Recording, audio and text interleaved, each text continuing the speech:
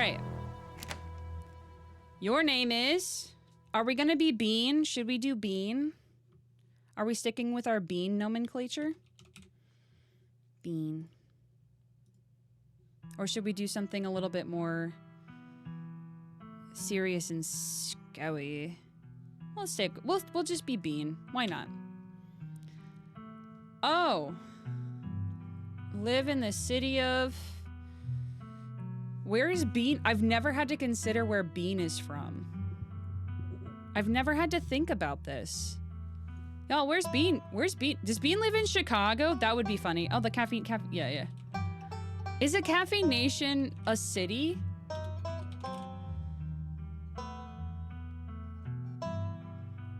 Great. You are. This is just not unpacked gameplay. You are he, him. You are she, her. You are they, them. We're gonna be... Can you be multiples? Aww. Well, Bean is a they, them. Which so here's the only thing I don't like about the they, them gender identifier. It does look like a butthole, and I know it's just an asterisk, and that's just asterisk looks like buttholes. All right. We get to select 2 traits, everybody. Traits unlocked additional pass and dialogue options. So, powerful build, tough as nails, pinnacle of fitness, imposing presence that commands the room, and a mean right hook. Mystical, strange, and unusual. You see the threads of reality in ways others cannot. Talk to animals, always. A gift and a curse. I do remember there being, like, possums somewhere. And I'm excited for that. Street smart. Street smarts. Good at lying and hard to lie to. Fast talker, you can read people and read the room. No door can hold you. I remember, I think we took Talk to Animals in Hot last time. Keen eye, observant with a knack for picking up small details, empathetic, book smart, well-read, and rational. Possess a wealth of esoteric knowledge and know when to use it. A talented researcher. Hot, extremely good looking, a natural flirt. People just like you, probably because you're a good person. So hot is very fun. I kind of want to do one of the other ones. Hot is very silly. I think you can choose more later. Mystical seems really interesting. Keen eye is giving me big Nancy Drew vibes, though. What with the magnifying glass and the blue? So between these two, what are y'all feeling? Mystical, being able to see, strange and unusual, you see the threads of reality in ways others can't. Also, we're talking to animals, and they can talk to us. It's a gift and a curse. Or we can be observant with a knack for picking up small details and also empathetic. Ooh. It's gonna be weird not flirting with everybody. I kind of think See, both of those are really exciting because they're both, like, gonna see things that are really strange. Or, like, see little details that are even more...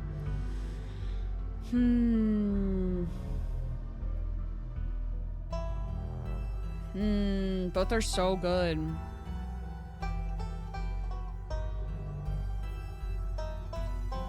We could roll a die. I could just flip a coin. Do I have either of those within reach? No.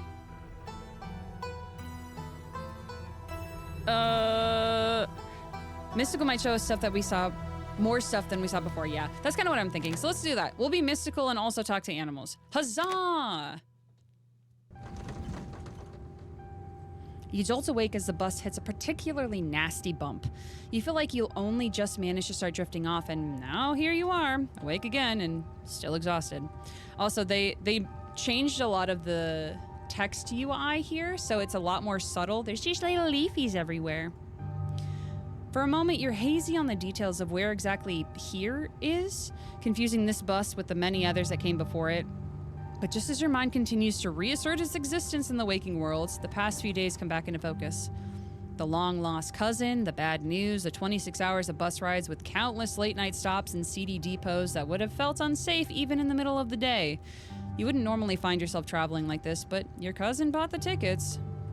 The funeral of Scarlet. Your cousin's mother and your aunt seem like something you shouldn't ignore, even considering your own late mother's rocky relationship with the side of the family. Mystical.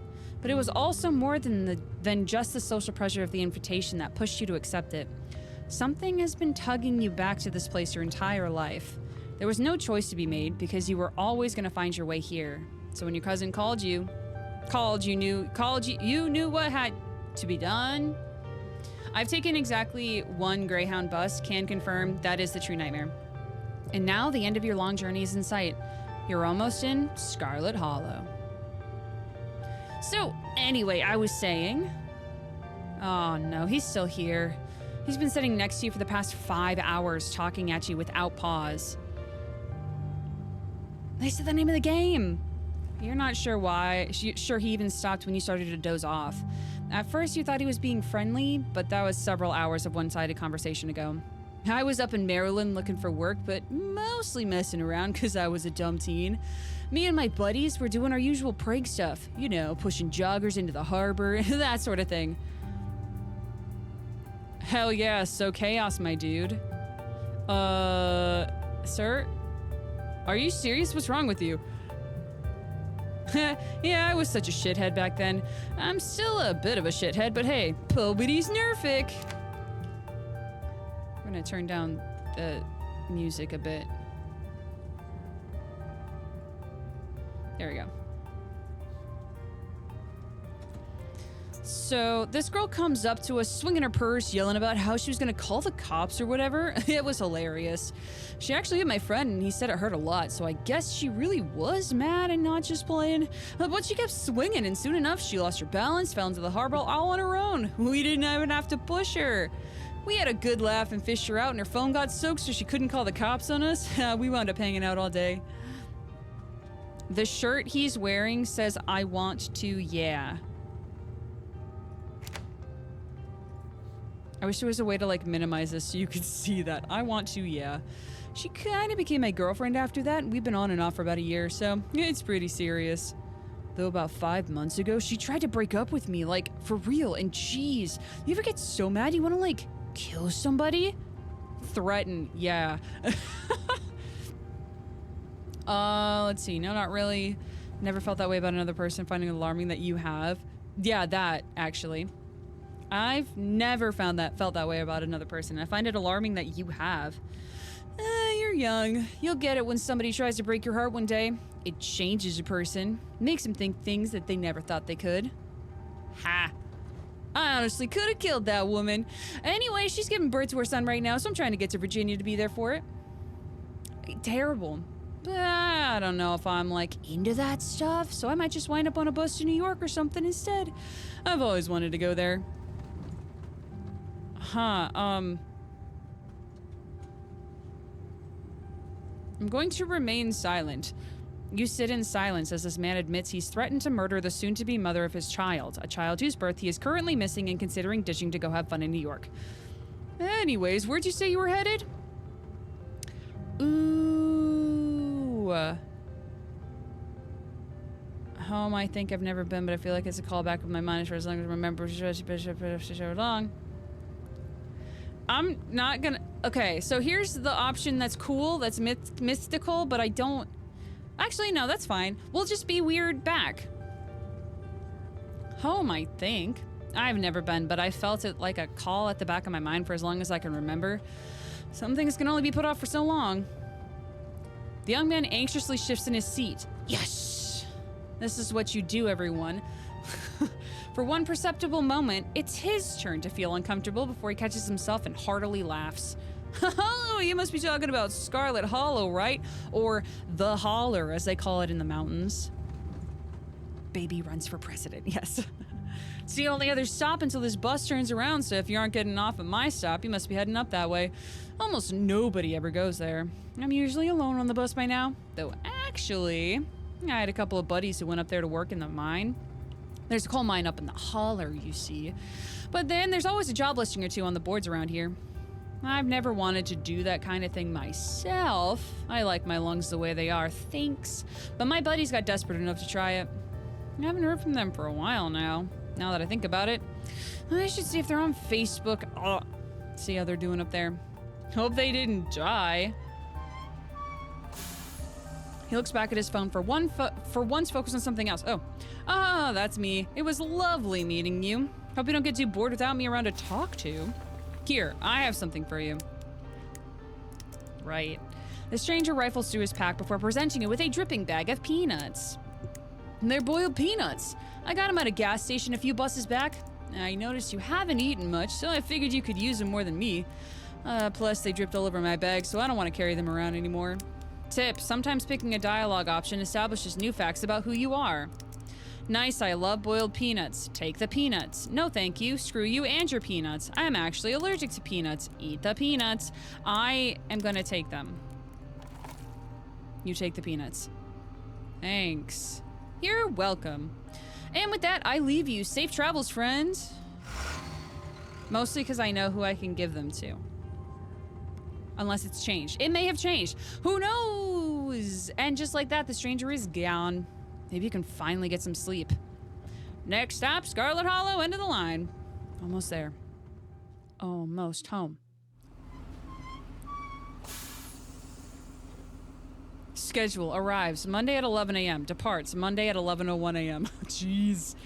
The bus station comes to a stop, its brakes squealing as it deposits you in front of the Scarlet Hollow bus station. A sign at least reads bus station, but calling it that feels disingenuous. At best, it's a kiosk, though for a small town like this, you're amazed that there's so much as a road, let alone a bus that drives to it every week.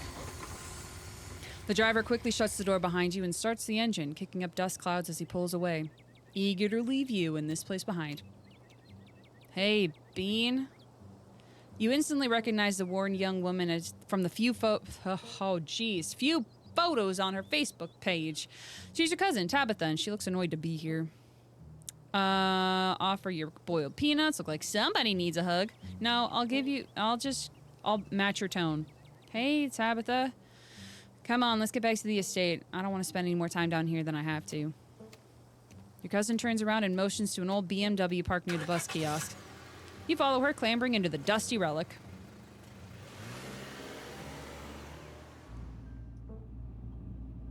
Swoosh. Doesn't take much driving before the old signs of civilization are the car you're in and the road you're on. Jeez, reading is hard these days. Tabitha maintains an icy silence as she focuses on the road. Dialogue options labeled Explore can usually be taken without advancing the story. They can impact relationships and unlock additional story paths, so choose carefully. I guess we're both members of the Dead Moms Club now, huh? Jeez, Nancy Drew, is that you? Let's do this one. I can't believe we've never actually met before this. You have your mom to thank for that. Or had, I guess.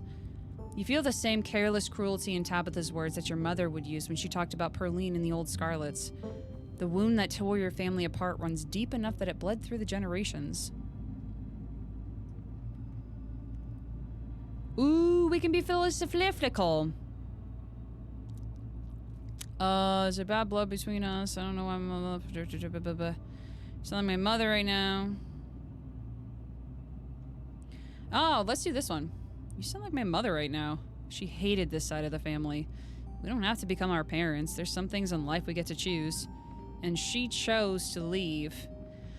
Okay. How are you holding up? Fine.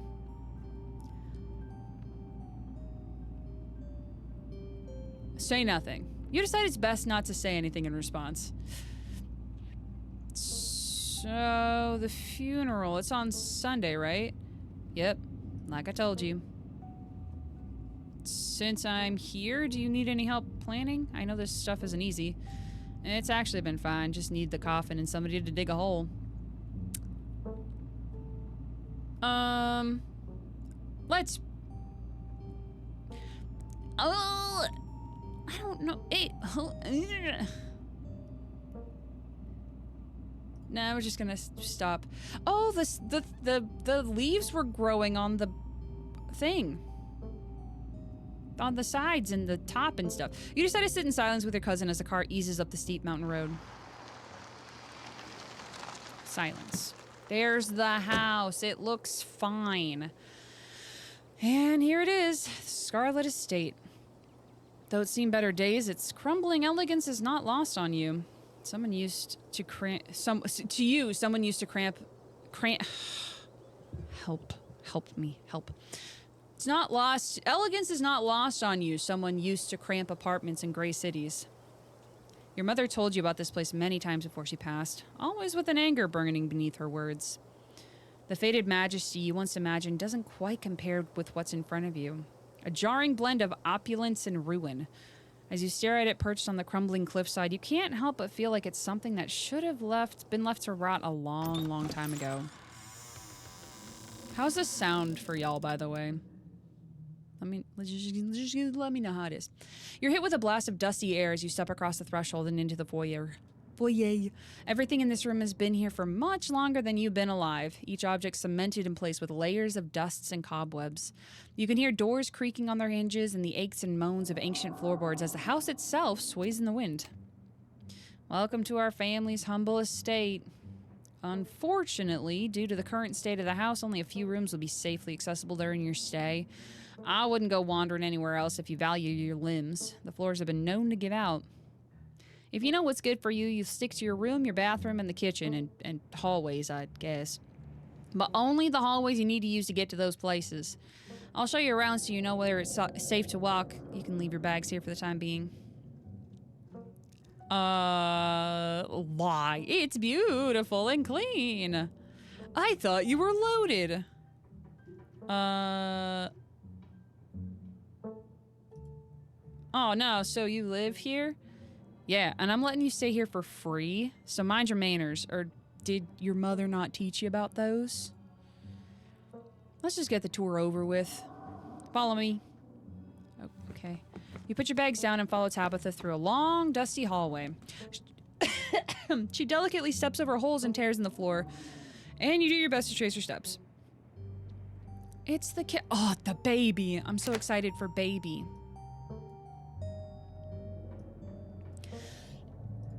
Excuse me. Kitchen. On Wednesdays, a woman from town comes in and does the cleaning. Her name's Janie. I wouldn't recommend socializing with her. She'll talk your ear off. If you need any food, there's fixings for peanut butter and jelly. That's it. I forgot that's it. Don't touch my mac and cheese or my ice cream. Those are off limits. Y'all, I have mac and cheese and I'm so excited to eat it. Oh, and you can also access the gardens through here, but it's pretty wild, so I wouldn't if I were you. Tip, some explore options prevent you from taking others' shoes carefully. Someone cleans this place. You said someone actually cleans this place. Have you ever actually seen that happen? This is nice. It's nice. Lie. It's perfect. I love PB&J. Somewhere in time to buy food.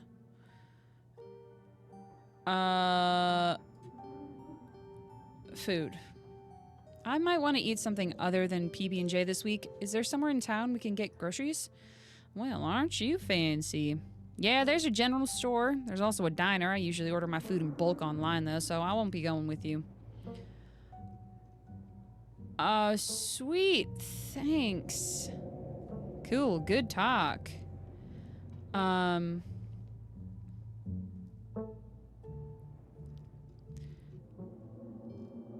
It's nice. It's nice. It's a kitchen. Okay. Well, if I want ice cream, then you can buy yourself some at the general store. If you touch my stash, I will know, and there will be consequences. All right, cool. What's next? Bathroom, follow me. Look at this baby.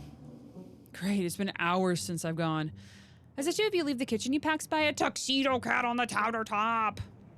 Talk to animals. Approach the cat.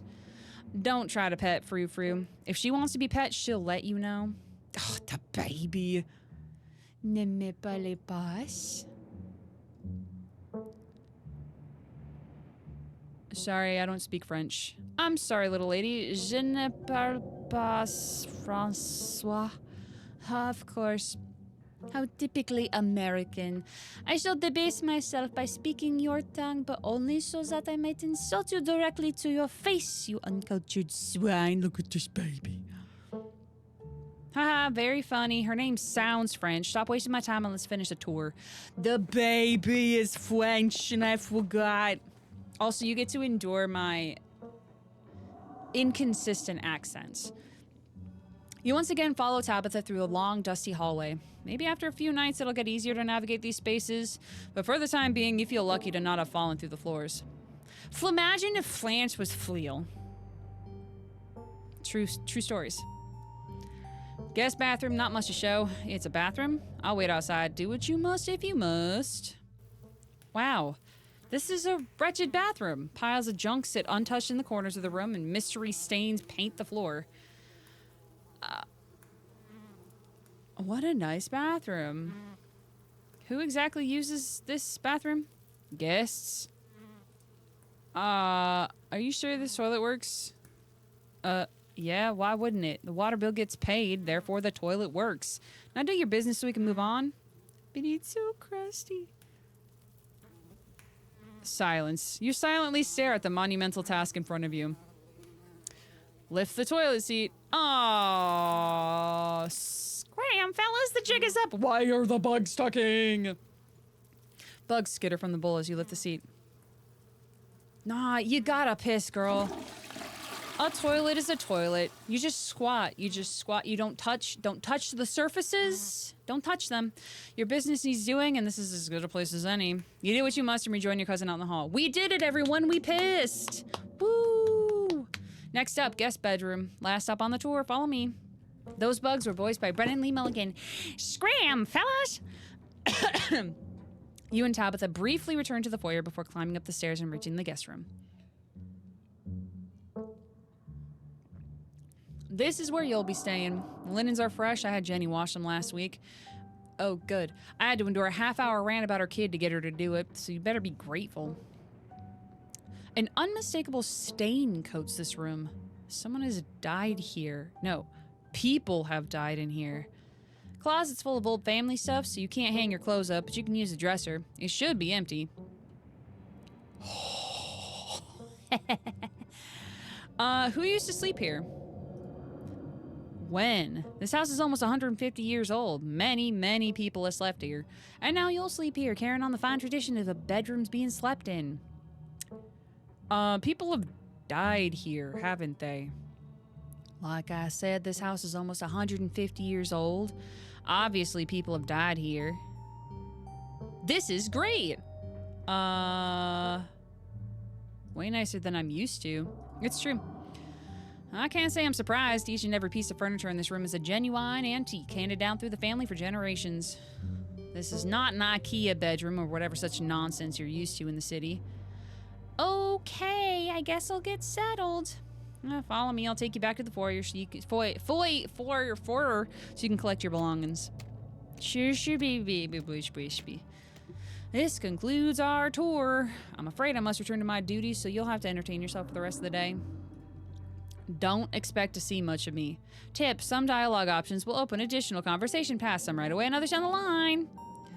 Where are you going? You asked me to come here. You're acting pissed off. I came. What's going on with you? Where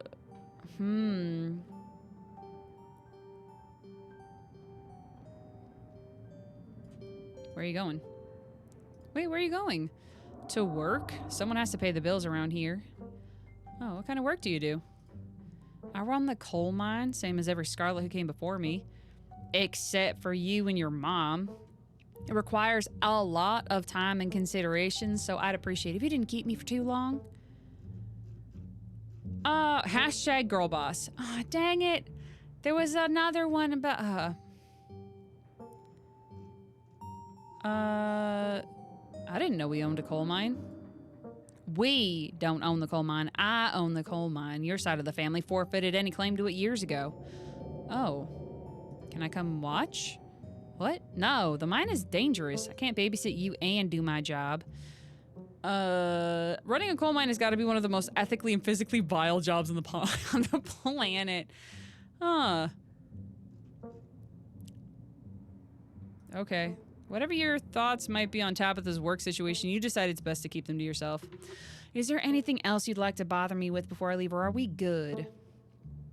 This one I wanted to ask. You asked me to come here, but you're acting all pissed off that I actually came. What's going on with you? Look, I'm sorry I've been testy since you've gotten here, but you aren't exactly one to talk. Clearly, you and I have very different opinions on hospitality. maybe we can start fresh tonight. Just stay out of my hair until then, okay? I have work to do.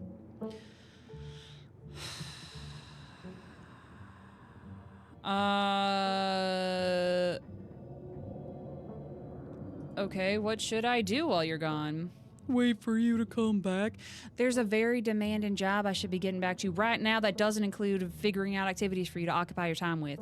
I'm not your babysitter. Why don't you, I don't know, go walk around in town or something till you get tired?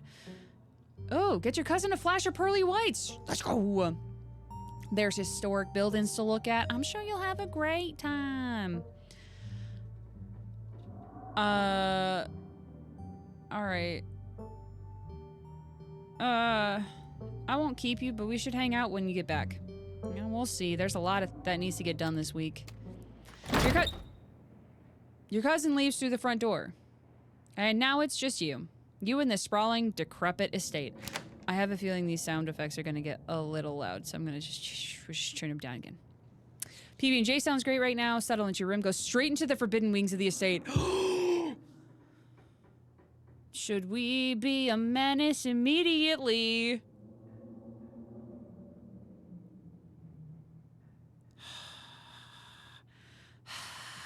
We could be a menace.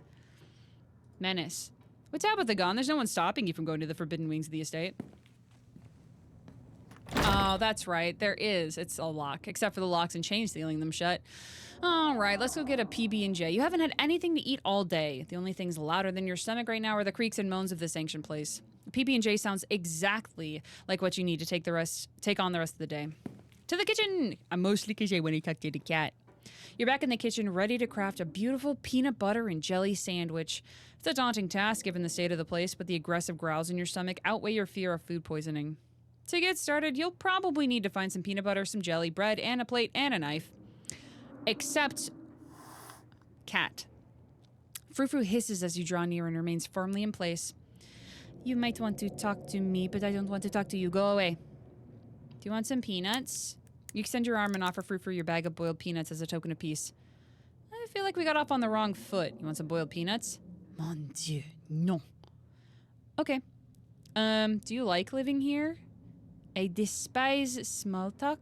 If you won't take the hint, I suppose I'll have to take things into my own hands. Ow! Frou-Frou lunges at your hand and bites you hard. You back away. No! Garden. Ooh, this garden was reclaimed by the wilderness long ago. It might not be very safe, but who's to stop you from venturing deeper? Sure, let's explore the garden a little bit. Wow, you wander further into the garden. It's quiet out here. Neat. Normal things. All right, let's search the pantry. Hello, pantry. Mouse. Tabitha sure loves her mac and cheese. Bread. You pick up one of the non-moldy loaves of bread. Great. One step closer to a satisfying snack. All you need now is the other things. Peanut butter. It's pronounced GIF. The king of nut butters. Nut butters. We love the king of nut butters. Wait, I had the... Wait, where's my... Wait. I did it. I didn't do it. You didn't hear it. But I promise I did. No. There it is. Haha. Take that. Haha. Only 3% of each jar is massive cockroaches. Ugh. Examine the mac and cheese. Pick up a box of Tabitha's mac and cheese. You can't say you've ever had this brand before. Craft. Like with a C. Cook it for yourself, put it back, empty the boxes, stuff it with a dead mouse on the shelf? Jeez. Staying away from the mac and cheese is one of your cousin's hard rules, and she already seems not to like you. Put it back to found it. Reluctant to make things worse than they already are. Yeah, I guess so. Cabinets. Hello. This cabinet must be where Tabitha keeps the dishware, and oddly enough, the utensils. Love lunch. Examine the mug. I was blown away at Blowing Rock, North Carolina. It reads those things. So your aunt and cousin actually traveled sometimes. Maybe even if it was only a few hours from the estate. Maybe you can route your return ship through Blowing Rock. Might be nice to see the local sights before heading home. What does this shack last, though? I survived Deb's 50th. Your aunt's name is Perline, so this wasn't from her 50th. From the few stories you'd heard from your mom, Perline wasn't the type to have kitschy friends who gave out themed shot glasses at their birthday parties. Alright, plate and a butter knife. All you need now is some jelly. I also want a bowl. Moth trap, do not touch. Oh. You pull down a blend of vinegar and dead moth splashes onto you, immediately staining your shirt. Dang it! Ha! Idiot. Your shirt is now unpleasantly wet. You'll probably change into something clean before you leave the house. Gross. Fridge. As you approach the fridge, your eyes catch a note taped to the door reading, Janie, stay out in all caps. Below it in a separate handing are the words, okie dokie. You open the fridge, you already feel a deep urge to wash your hands even though you've yet to touch anything other than the handle. Old takeout. Oh! Why did you do that? What were you expecting? This takeout container is disgusting beyond words. A liquefied mess wholly congealed in its styrofoam shell. You can't even tell what it used to be. The substance doesn't just smell bad, it smells ancient. Eat it! No! For God's sake, put it back. Your body reacts before you can even register what you're doing, compelled by a deep primal disgust. You shove the container back in the fridge, pushing it into the depths of the shelves and out of your mind. Hopefully you can forget it exists and move on with your life. Take the jelly. You reach for one of the unopened jars of grape jelly, carefully checking its expiration date. You breathe a sigh of relief when you realize it's recent. This was either purchased specifically for you, or jelly is one of the few things in this kitchen tab that actually uses. Last ingredient for your PB&J. Hey, how's this mayo looking? You know you probably shouldn't, but a part of you has to know how old that mayonnaise is. You pick up the jar, its label flaking in your hand. It expired 10 years ago. This jar of mayonnaise is old enough to graduate the 5th grade. Ew. On second thought, you're not. No, I want a PB&J. Despite the state of this horrendous kitchen, you have successfully combined your 3 ingredients to make a peanut butter and jelly sandwich. Congratulations, you can feed yourself. A job well done. Sparkle, sparkle. All that hassle and it took you less than a minute to eat. The rest of the day lies in front of you. I'm done here. Congratulations, you've eaten. I want to settle into my room. Now that you've finally eaten, the aches and pains of your journey have started to sink deep into your bones. You stumble up the stairs to your room, suitcase in tow, eager to unwind before you face the rest of the day. I need to change my shirt. You stand. Let's see. Put my clothes... There he is. You drag your suitcase over to the dresser and open the bottom drawer. An opossum lurks within. It's quiet, but angry. Afraid? I'm frightened. I don't hurt. Afraid? Offer him your boiled peanuts. You hold out your still dripping bag of boiled peanuts. Afraid, death comes for Dustin. You close the drawer. You might as well leave Dustin be. You open the top drawer next. It's empty. A good place is just good. That's where my clothes go. Based on the state of the house, you wonder if you'd have better keep that clothes in bag, but there's no going back now. Check out the closet. Good haunted doll watch. You can see why your cousin said you should put your clothes in the dresser instead of this closet. There must be decades of family history stacked up in here. Pick up the doll. It has a name on it. Of course you're sharing a room with a creepy doll. You pick it up to examine it more closely. Its foot reads, Property of Alexandra. No need to carry this around with you. You close the closet behind you. Look out the window. You can only imagine how beautiful the garden must have been in its heyday. If you owned this place, you'd totally get out there with a shovel and some gardening gloves and whip it into shape. You'd go out and pull weeds, chop trees, carve topiaries, and do whatever you needed to return it to its former glory. And once it was all done, you'd sit by the fountain, which of course would have little goldfish in it, and drink a floral tea while enjoying the bird song. Yeah, you'd definitely do that. Just, not right now. How about the painting? This must be an older relative of yours, judging by the dates of the inscription. You've never heard of her, but you'd barely heard anything about your aunt and cousin until a week ago, so that's not really a surprise. Maybe you could ask Tabitha about this Mary Belle Scarlet the next time you see her. That is, if she's actually in the mood for conversation. We're not going to take a nap. Might as well head to town. Why didn't I change my shirt? Now that you're settled in, there's not much left to do other than head out and explore the town. You do just that. The Before leaving the house, you rinse off, and change into a clean shirt. You're not about to meet new people coated in vinegar and dead moths. Haha. If you'd have known you'd wind up having to walk all the way back to town, you probably would have just asked Tabitha to leave you at the bus stop. Especially with how unhappy she seemed to see you. If only you could wipe the slate between the two of you clean and bury some of the tension. Though maybe her mother's funeral isn't the best time for something like that. Then again, maybe it's the perfect time. Continue. It's really pretty out here. Continue. Finally, you made it to town. The holler, as the guy on the bus called it, has probably seen better days. It still has the feeling of an idyllic country town, but its sidewalks are cracked and many of the storefronts are boarded up, their windows dusty with age. A chill breeze sweeps down the lane and you shudder, suddenly feeling as if you're peering into a grave. Oh! Da baby! Gretchen, come back. Don't bother strangers. Why, I do declare, who is this stranger? And why do they smell of peanut butter? Oh, that's her. That's right. I do declare. I remember Gretchen. Yep. Huh, sorry about that. Gretchen can be very slippery when she wants to be. She loves to get loose and cause havoc.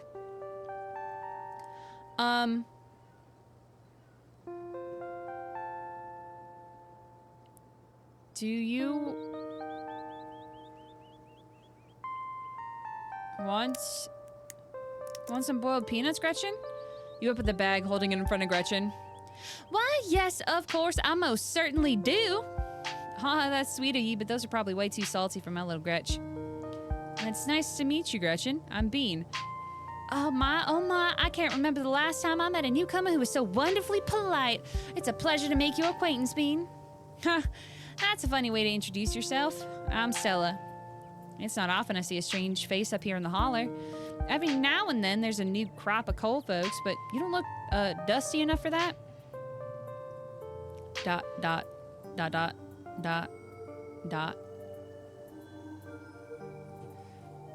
You aren't in town for the funeral, are you? The Scarlet funeral? Yup. Yup. Got into town today. Wow, I didn't think there would be anybody else coming. Are you staying with Tabby? How's she holding up? Upon mention of your cousin, Gretchen mutters under her breath. One of these days, I'll get that Tabitha to pet me. Yuri, hello. I haven't seen her since Perline passed, or for a while before that, now that I think about it.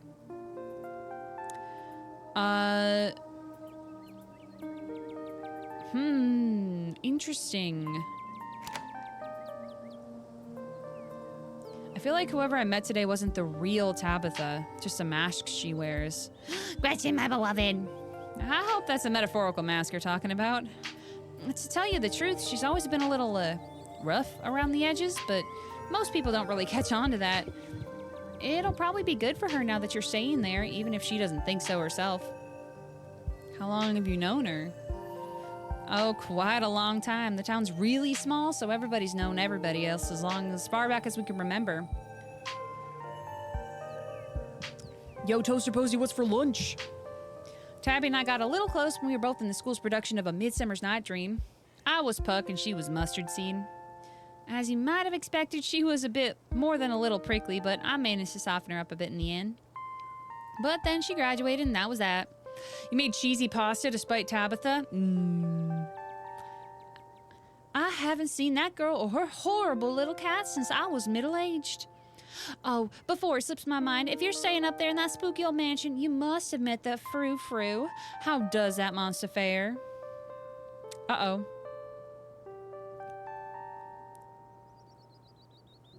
Oh my god, I love this. Yes, I've met Frou-Frou. She might think she's so much better than me, but I will let her get me. She will let me pet her. She might think she's so much better than me, but I will get her to let me pet her, even if it's the last thing I do. Oh, wait, what?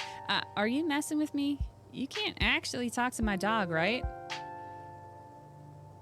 Alas, you have discovered my dark and terrible secret. I can talk to animals and animals can talk to me. Your dog sounds like a southern belle when she talks. Yeah, of course you're joking. You and Stella maintain silent, awkward eye contact. Well, next time you see that devil, please send my regards. And do let her know that not only do I still draw breath, but that I very much still plan to outlive her. Oh, if you just got to town, you must be starving. I was just on my way to the diner for a coffee, and they've got amazing biscuits. My treat.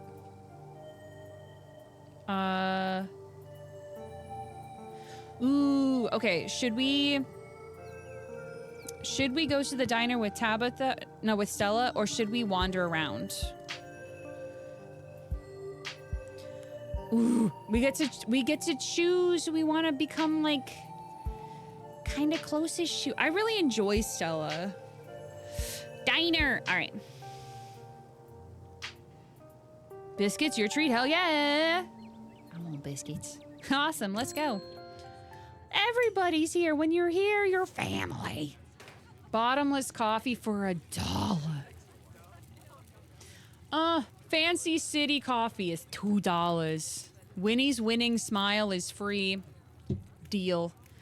The pleasant aroma of greasy breakfast food hangs heavy in the air. In contrast with the empty, lifeless atmosphere of the family estate, the diner is filled with the comforting dim of human light. Oh, hello, everyone. All of which grinds to a sudden halt as the patrons realize that a stranger has entered the establishment. I'm just gonna scoot. You slide into the nearest booth, pretending that you didn't notice everyone in the diner gawking at you like they just seen Bigfoot. They just saw Beanfoot. No need to be so shy. They don't meet many strangers. It's kind of a big deal when someone new wanders into town. Especially since, well, they probably all know what you're here for and by extension who you're related to. Even if you don't know anybody, it's not easy keeping secrets in a town this size. I love them. Hey, Stella, I went ahead and fixed you up a coffee. They quietly place a cup of coffee in front of Stella. Them. Here's some bacon for the little lady. For me? From me? Gretchen sniffs the bacon and digs in. You can hit the H button. Duh, baby. Duh, baby. Anything for you? The name's Avery. I'll be taking care of you today. Would you like my nuts? Stella says she's buying, so I'll have one of everything. I want biscuit and coffee, please. Could I have a biscuit and a coffee, please? I heard they're really good. Best in the county. Avery pours the fragrant brew into an empty mug in front of you. They linger after pouring your coffee, turning to you nervously. Oh, and, sorry for your loss. Take care of us forever. Yeah, I love Avery. There's Avery, and then there's, like, a wonderfully witchy girl. And I really like Avery a lot. Before you have a chance to respond, they're gone. Glad you took my advice with a biscuit. You won't regret it. Although Stella is very good and very gay, and I love her too. Anyway, the funeral's not till Sunday, right? That gives you quite a bit of time to slum around town. I'm trying to think if there's any cool events going on this week. There's always the reading adventure at the library. Support your local library, everybody. Go on reading adventures. It's supposed to be for little kids, but I do it every month anyway. Oh, and I'm pretty sure Avery's throwing a party Saturday night, so that's a fun thing to look forward to. And there's the weekly Sunday potluck. That should be right after the funeral, too, so it'll be a special occasion. Is the potluck like a church thing? Would it be weird for me to come if I'm not a member? Oh, no. The Sunday thing is coincidental. It's actually hosted by the library. Not too many people go to church around here, if I'm being honest. Isn't this like the rural South? Hell yeah, religion sucks.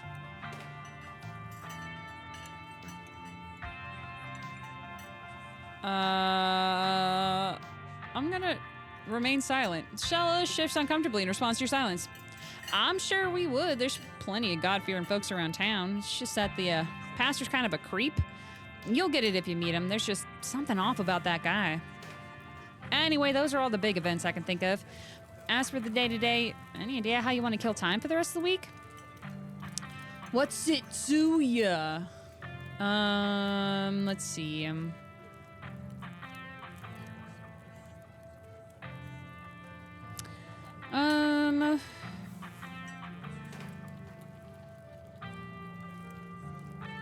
Probably, I'm gonna do this one.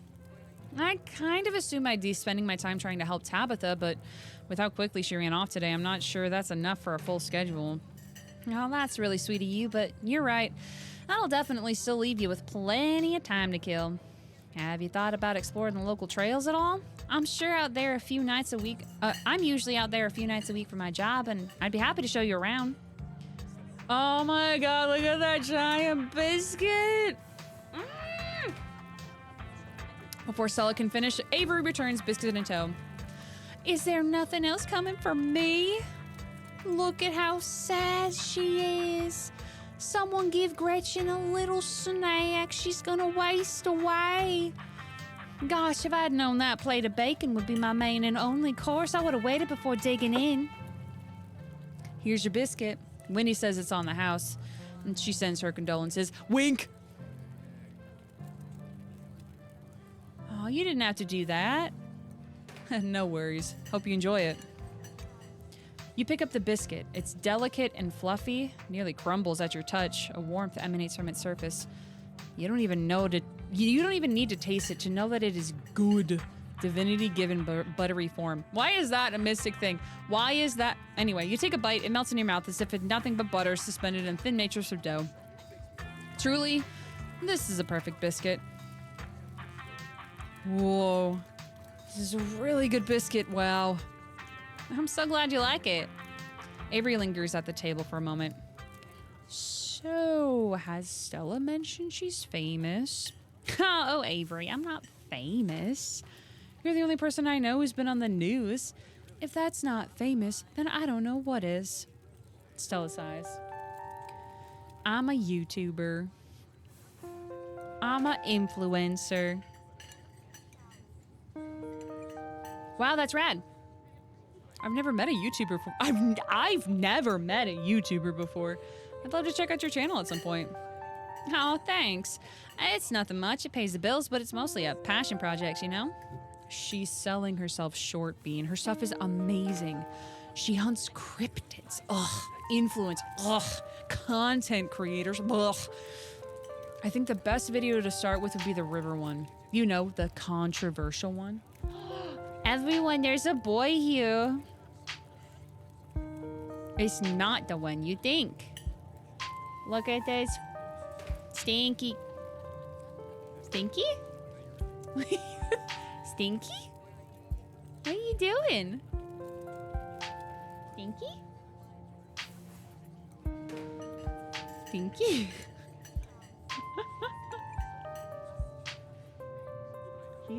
He's finding the cryptids. He's finding the cryptids. He wants to look out the window.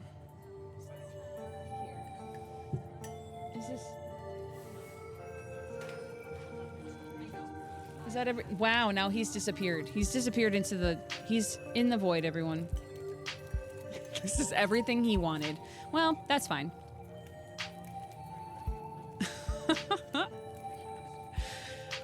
Yeah, the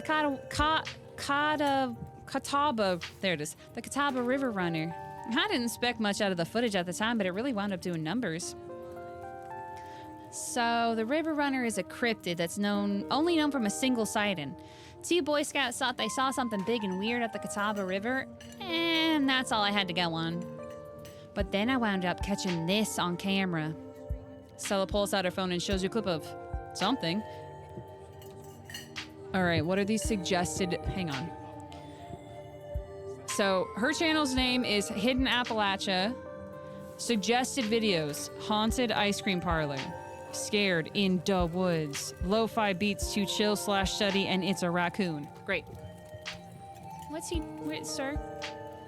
Are you going on an adventure, sir? Sir? Sir? Mister? Hello? Sir? Sir? What you doing? Hi. Hi. Yeah, baby. He's a good boy. Some folks said it was a beaver, but if that was the case, it'd be at least twice the size of any beaver I'd ever seen. I also had people saying it was a dog or even a capybara that must have escaped from a local wildlife sanctuary. It was a mountain lion. I could smell it stink from miles away. I'm still not sure what it was, and I'm the only one who saw the thing with my own 2 eyes.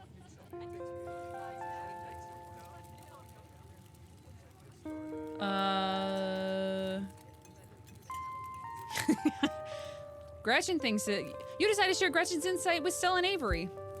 Gretchen seems to think it's a mountain lion. Look how sad the baby is. Ha ha, very funny. You might have gotten me earlier, but I'm on to you. You're not gonna trick me into thinking you can talk to my dog. As for your theory, no. No way, it's absolutely not a mountain lion. There are no mountain lions this far east. I did a whole video on the Appalachian mountain lion myth and found Jack squat, and there's no reason one would be swimming in the river like this. They're not fans of water. And the body is too long, no way. Personally, I'm a fan of the capybara theory. There's always people keeping those things as exotic pets. Kind of a sewer gator type situation. Yeah, exactly.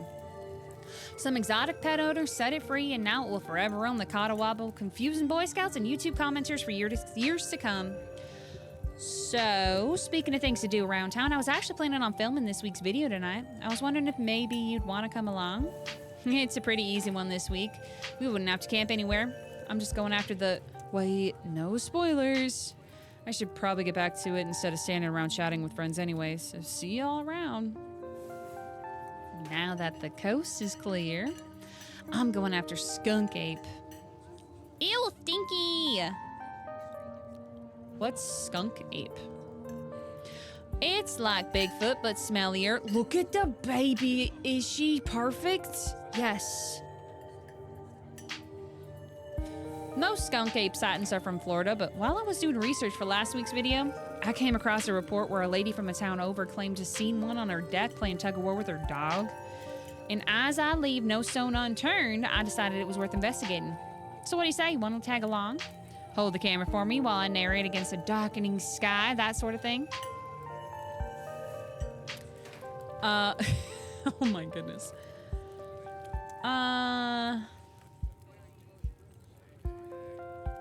Are you actually asking me, a stranger, to follow a girl I just met into the woods unknown at night to chase after dangerous beasties?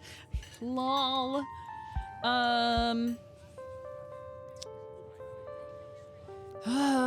So I think it's either, do I want to make Tabitha like a fast friend? Because we can do that. And we can like hang out with Tabitha tonight. Or we can hang out with Stella instead. So, I mean, Stella is objectively super fun.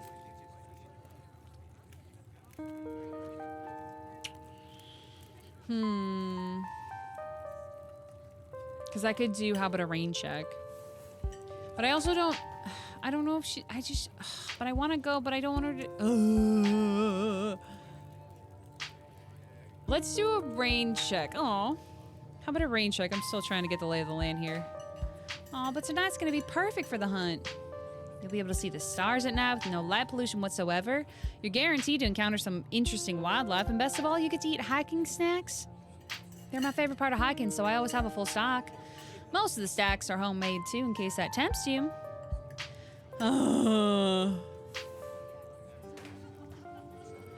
Let's see. I don't like how pushy you're getting.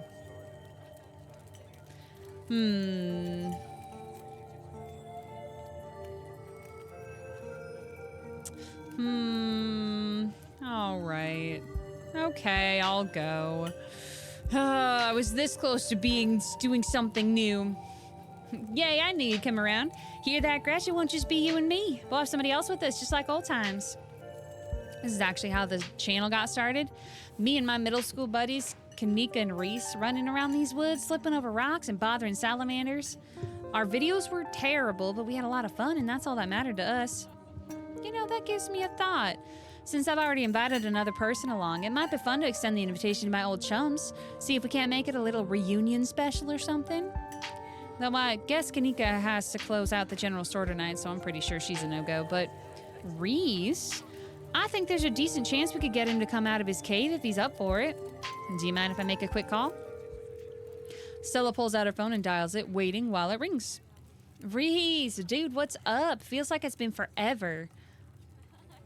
Oh man, I'm sorry to hear that. Do you want me to come by, or?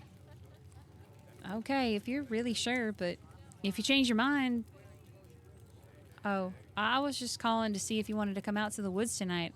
I met somebody cool in town today. They're Tabitha's cousin. I know. Yeah, just here for the week.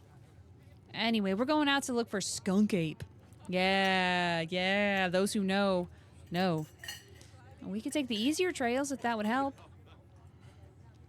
Oh, dang, man, that sounds awful. I hope we take it easy tonight. I'll swing by sometime this week and we can have a more low-key hang. How's that? Yeah, I'll bring them. I'll talk to you soon. Bye, bud. Oh, Reese. There's always been something off about that boy. Oh, that's his Gretchen. Oh, Reese.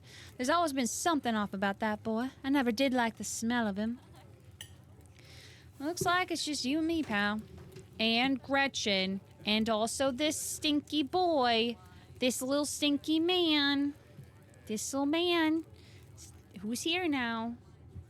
So small, so petite, so demure, so mindful. Hello. Would you like... Okay, here. Would you... Sir, I simply... He's over here. Is he okay? He's not feeling well, that's all. He's had a lot going on in the past, 10 years or so. But I feel like it's gotten a lot worse recently. I can't remember the last time I saw him leave his house. Oh, well, it's not my place to talk about, really. I just got a little excited thinking about having him along again. He's hilarious. You'd love him. We should swing by his place sometime this week. Sure. I'd love to meet your friends. Awesome. I'll make it happen. He's definitely the trickier one to meet. Kanika's much easier to track down since she's at the general store basically every day. But friendship can wait. We got a skunk ape to hunt. So we should probably head out if we want to make it up the mountain before it's too dark. Come on, let's blow this popsicle stand. You pause before getting up. Maybe it's time to make a good first impression.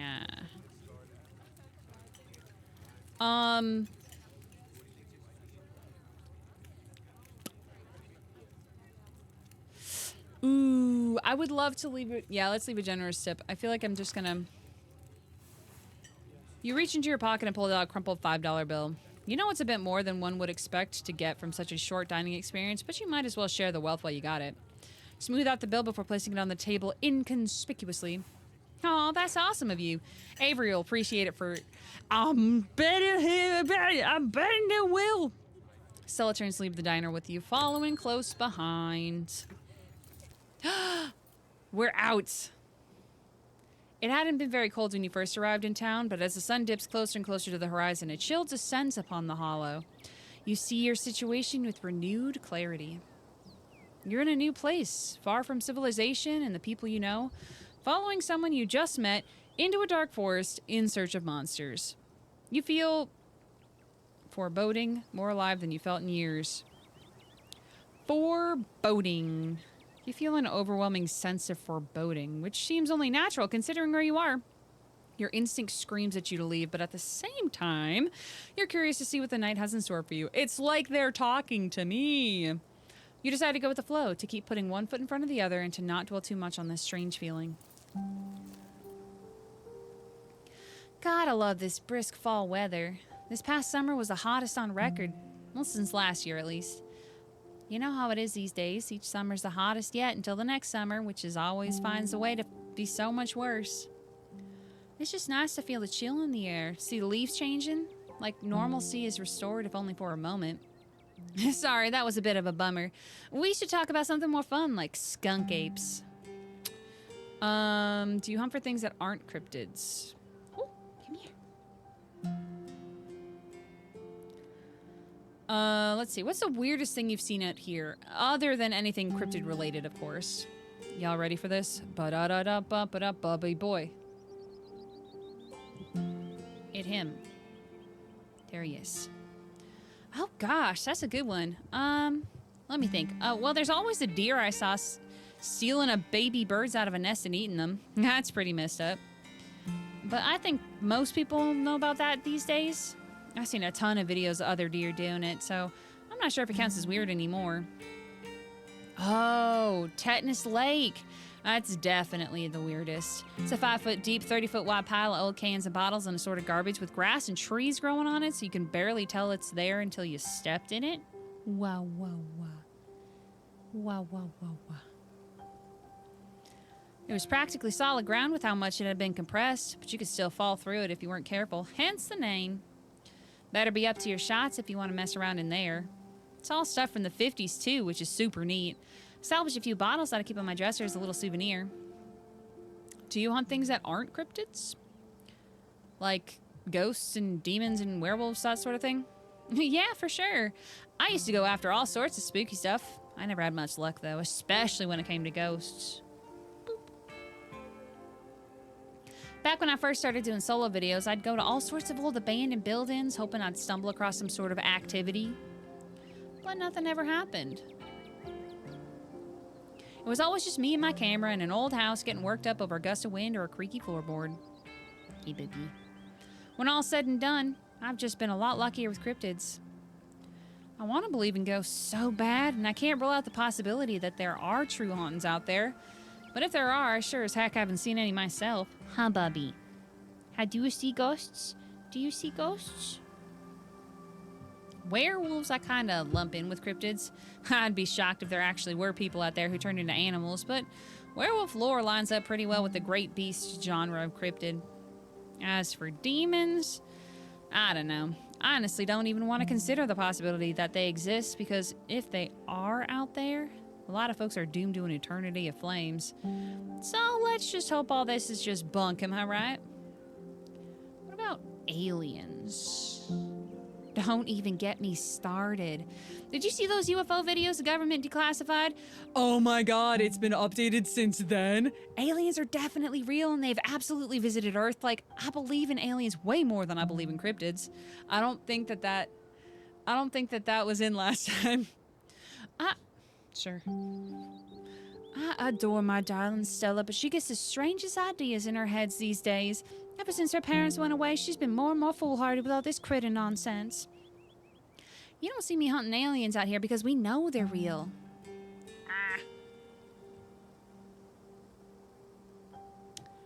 Ooh, here we go. We're not alone out here, but everything is cut from the same cloth. Why you bite me? What? Why are you? I'm not food. I'm not food. Don't eat me. Whoa. Have you met my friend Kanika's mom? You've got to meet my friend Kanika's mom. You two would get along. Everything's cut from the same cloth, and that's why I eat mama hand.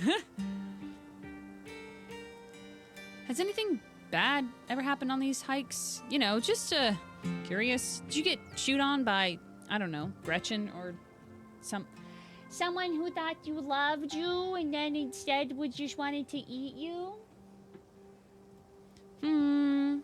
Let me think. There was that time back in early high school when Reese fell down a cliff. But he was fine. We had some folks from town rig up a pulley to get him out of the ravine. His leg only took a week or two to heal. Oops. All in all, not too bad. Though I guess there's also this time I was out here alone and kinda got stuck in a cave.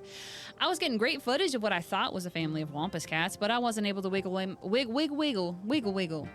Turns out that the wampus cats were actually skunks who very much did not appreciate me blocking the entrance to their hidey hole.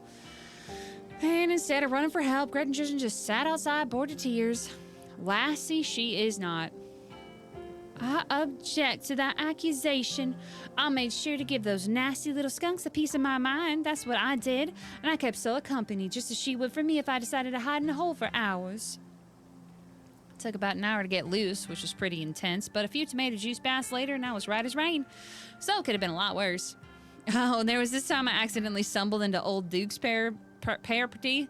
Nearly got my head shot off. But that happens to everybody sooner or later. I barely count it. So, yeah, these hikes are not all that dangerous, all things considered. I'm sorry, I'm sorry. Are you sure it's safe here? When you put it like that, I can see how it might be a little concerned. I really wouldn't worry about Deke, though. He might be a little jumpy, but he means well. Duke is a sweetheart, Bean. You don't need to concern yourself about him. And if it makes you feel better, I've been out on the trails with him before. The man sounds like a truck crashing through the woods when he walks. We'll hear him long before he sees us. And the wildlife isn't anything to be afraid of either. Worst thing I've seen up here is an occasional black bear, and even they scare easy. Sure, sometimes worrying can help you prepare for something, but we're as prepared as we can be. I even carry bear mace. And once you're as prepared as you can be, why give in to your anxiety when you can be having fun instead? Anyway, all this is to say, we're good. Don't worry. Did you hear that? Ugh. Baby. Baby. Look. She's looking at my hand. Blah, blah, blah, blah, blah, blah. Blah, blah, blah, blah. All right. Oh, calm down, Gretchen, you old mutt. Oh, Duke, you rascal. Sorry for getting spooked, Duke. I thought you were some creature of darkness. Nah, girlie, just old Duke. Now, what the hell are you looking out for? Why are you here? Skunk Ape. Sorry I asked. And who's this you suckered into coming in with you? Wait a tick. You aren't... Is that? Yep. I see. Welcome to the holler. My condolences. I'll keep you in my prayers. Another stranger, another opportunity for a salty introduction. Would you like my salty boiled peanuts? I'll keep my peanuts to myself, thank you. You once again remember the dripping bag of boiled peanuts you have on your person and briefly consider offering them to Duke before realizing that it would probably be more of an insult than anything else. You keep them hidden away. Now, both of y'all head on back to town, you hear? It's best you steer well clear of this area tonight. I'm out dealing with my own critter, and it won't be too appreciative if a couple of fools with a camera scare away the more sensitive wildlife. What are you hunting tonight? Something tall and hairy? Something musky? You see anything like that recently? Wouldn't you like to know? You never could stay in your business, Stella Richmond. Put that damn camera down. Aw, come on, Duke. Maybe I could help out. I'm pretty good at tracking. You know I learned from the best. There you did. But I've yet to see a shred of proof that you listen to any of that, the way you tromp around the woods at night yelling about shakabongas or what have you. Something's been getting at my chickens. I've lost 3 this week and I can't afford to lose many more than that. Huh. I wonder if the skunk ape has a taste for chicken. Now see, this is why I don't come to you about things like this.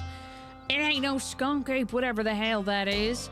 I know exactly what it is, but I know you won't believe me if I tell you. Oh, Duke, you don't think it's... I do, actually. It's those damn mountain lions. They're out there, Stella. I don't care what your little investigation turned up. You haven't been out in these woods as long as I have. Those sons of bitches are sneaky. And of course, you wouldn't find any in one night of tracking. And I know for a fact that's what's been getting at my chickens. Couldn't be anything else. I'm telling you, man, mountain lions are extinct in these parts. There hasn't been an actual sighting since the 1990s. And even those were iffy. Man, the 90s, did those even exist? Never heard about the 90s. It's true, there are mountain lions out there, sure as sin. They'll pee on all the best trees and bushes and all sorts of manner of things.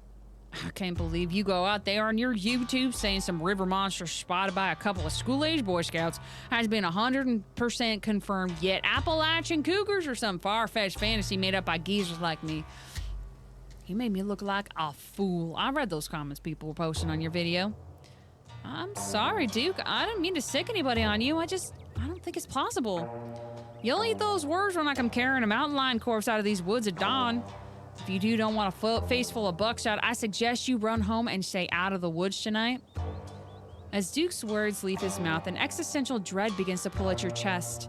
Something is waiting for you deeper in the woods. Whatever it is, the 4 of you are bound to meet it, and it will change you forever.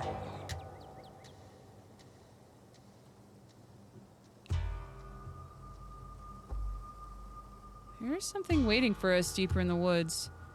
Yeah, I know, I'm hunting it. What if it's not mountain lion? What? What if it's not mountain lion, though? What if it's Oh, don't you get started again. If your daddy could hear what you going about ghouls and goblins and touch running around the paranormal investigator, do you want to be this to be his legacy, girl? Besides, you know my boy and me are... Wow. Let's not... I was trying to lean into the, like, person who's been so far south for so long that you can't understand what they're saying, but then I stopped being able to understand what I'm saying. Besides, you know my boy Bo and me are headed down to the state fair to show off Big Betty this week. We'll be gone days, and the chicken coop might as well have a big all-you-can-eat sign on it if I don't nip this in the bud tonight. You know how I feel about my chickens? I couldn't take it if I lost them on my poor little ladies. And you know I have to put out a video by tomorrow evening. I went so far south I ended up on the ocean floor.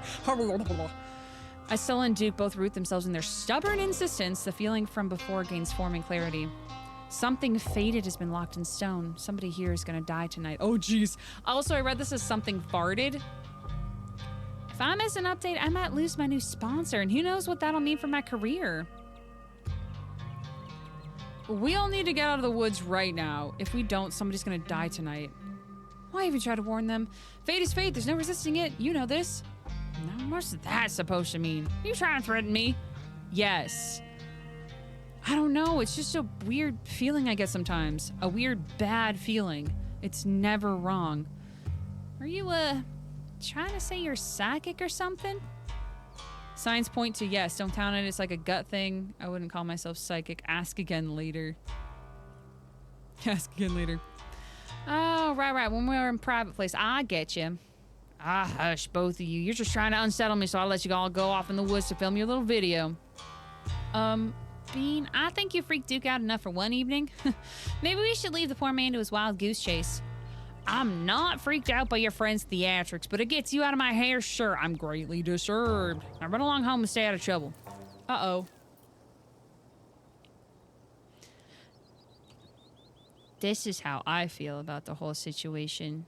Gretchen's got it just perfect. Gretchen Gretchen knows.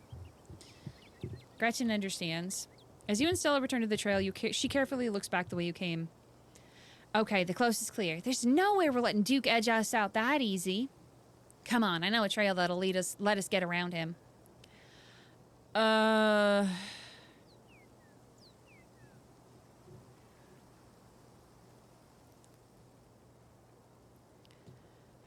you sure you don't want to, like, watch a movie instead? Wouldn't you rather go home? Hang out? Well, I understand your fears, Bean. This is an opportunity for a once-in-a-lifetime adventure. Seize it while you can. Aw, you don't have to worry about old Duke. He never actually shot anyone. We can always do a movie night later, but right now my viewers come first. They demand cryptids, and I'm duty-bound to give them what they so crave. This isn't about Duke. Something bad's gonna happen if we stay here. Wait, you don't want to dip out now? The sun's about to set. Things are just about to get good. I know it.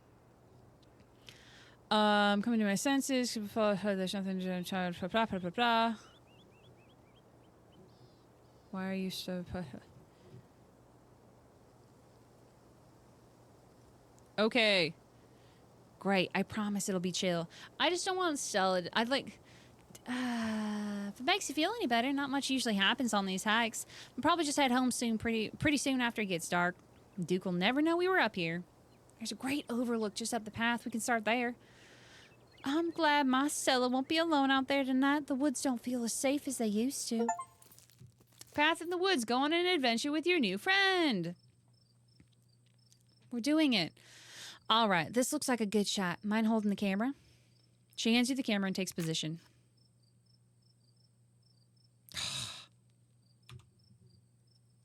Look at how cool it is. 2022.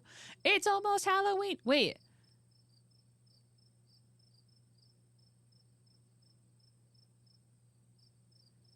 Is the funeral on Halloween?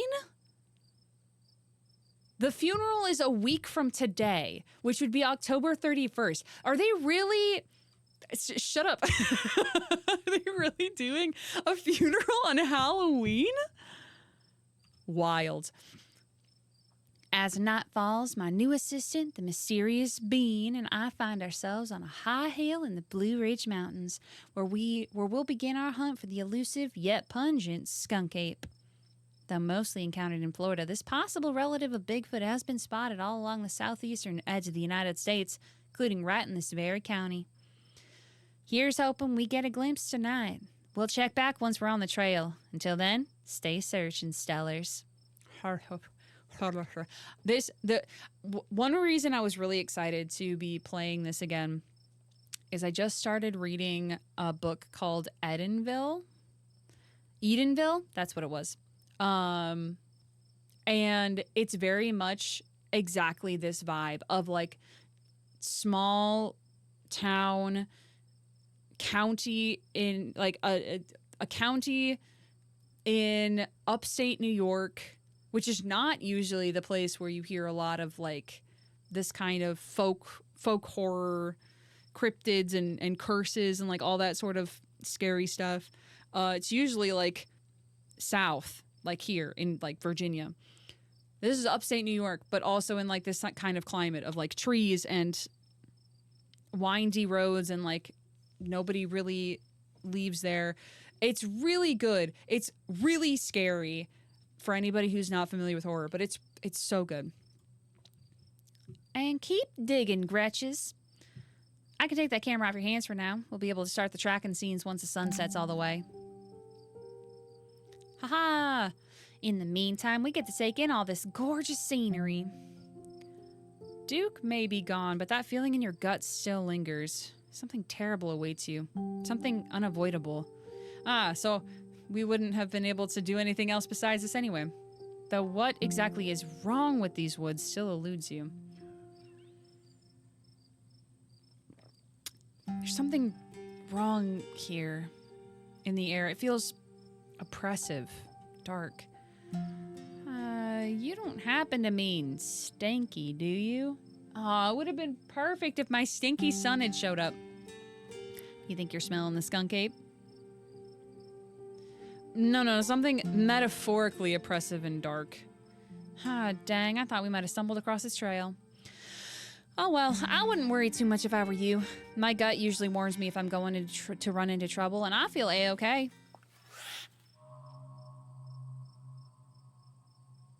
Your quiet moment with Stella is broken by a loud percussive snort. Death has come for me, Alaska backward. What was that? No need to panic. That's just the sound the deer make when they want to warn the rest of their herd that big scary predators like us are here. Let's check it out. Yeah, normal deer time. Reminder, friends. There are some content warnings here, so just... It's really exciting and interesting. As you and Stella hear the footfalls of animals retreating into the woods, she searches for her flashlight. Can you hear the sweet whispers of new growth? Oh, I forgot! The deer talks to us! Single deer. I don't think it did that last time. A single deer remains behind, staring at the beam of light while Gretchen whines and pulls at her harness. The acorn becomes the oak, becomes the rich rot that swaddles the acorn. The cycle that is stretched is not the cycle that is broken. Dear, there's something uncouthly fake and vile to its odors. Let me at him. How dare he infringe upon my dearest Stella's personal space? Let me at him. Your souring husk will feed the coming world. This is good. And then it's gone. Totally normal time. Very normal, dear. Jeez, Gretchen, calm down. You're gonna hurt yourself. Oh my, it seems I was consumed by a blinding rage. How very unladylike. What must you think of me? She cannot handle deer. When she gets like this, I usually have to pick her up and hold her. She has a bad habit of slipping her harness when she wants to go after something. This is foreshadowing. You're too much of a potato. They don't make harnesses to fit potatoes, do they? Love potatoes.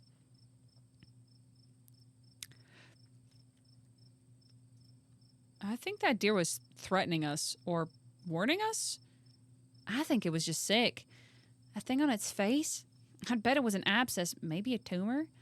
It's not like wild animals can get those taken care of, so they just get bigger and bigger. Poor thing. There's not much we can do about it. Why do you bring Gretchen with you? She's like 100 years old. She doesn't seem like the safest choice for a hiking companion. Excuse you. Though, after that outburst came over me, I suppose I can see the merit of your concern. I actually find her to be quite the opposite. Go away. Shut up. Shush. Quiet. Go away. Get out of here, phone. Sure, she wants to chase stuff, but I usually let her when I'm not on one of my cryptid hunts, so I can't hold that against her. I'm just happy she's still so feisty even at her age. Pugs aren't exactly known for their good health, but here she is running around at the woods at 17. And I feel like the fresh mountain air and exercise have helped a lot in that regard. Pug sounds. You defy the laws of nature, don't you, Gretch? Well, that got my heart rate up. I'm ready for the hunt. I'm just going to remain silent. Are you hungry? Now seems like a great time to take a snack break. Oh, yummy. You settle down to rest. Stella breaks open a bag of assorted snacks. Trail mix, extra M&Ms, snack bar, dried apricots, sesame sticks. No thanks, I'm not really hungry. Apricotos, please. You grab a handful of dried apricots. You know, I dried these myself. Janie gave me a bunch of apricots, and I had no idea what I'm supposed to do with apricots, and they just started going bad, so I panicked and threw them in the oven. And now she keeps giving me more and more. Please take as many as you can eat. I've had so many, I can't even taste them. Oh, the baby. She chomping. Oh, scary eyes. Scary eyes. You and Stella settle down on an overlook, snacks in hand, and the quiet sounds of evening wildlife wash over you. Normal. Gretchen gnaws a stick, distracted for the time being. So, tell me what it's like in Caffeine Nation. I should have said the. Dang it. I should have said the Caffeine Nation. Dang it. Oh well. Do you have a house, an apartment? Do you live with family, roommates, pets? Tell me what it's like to be Bean. Let's see. A closet in a house with 10 roommates. That sounds like us. 12 by 12 shed in someone's yard. That also sounds like us. I live in an internet cafe. That also sounds like us.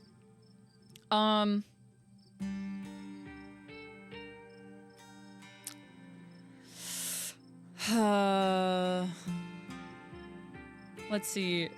Okay, do we do a 12 by 12 shed in someone's yard or an internet cafe? I think we did an internet cafe last time.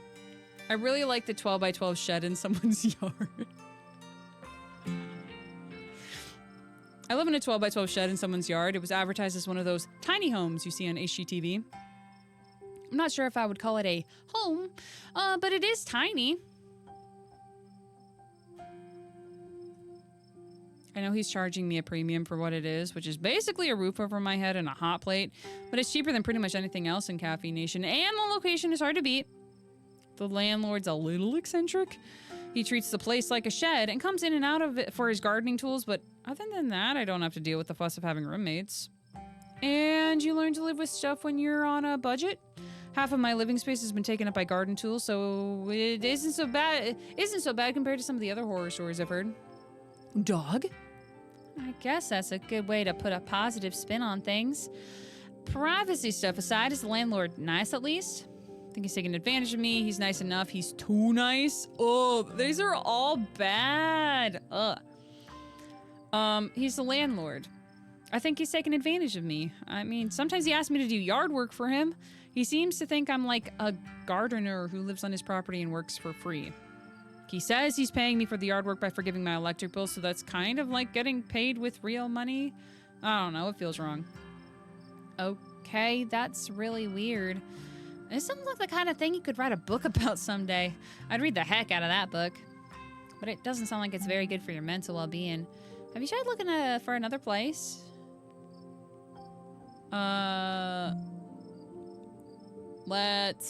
Roommates. I've thought about finding a place with roommates, but I haven't really landed on anything yet.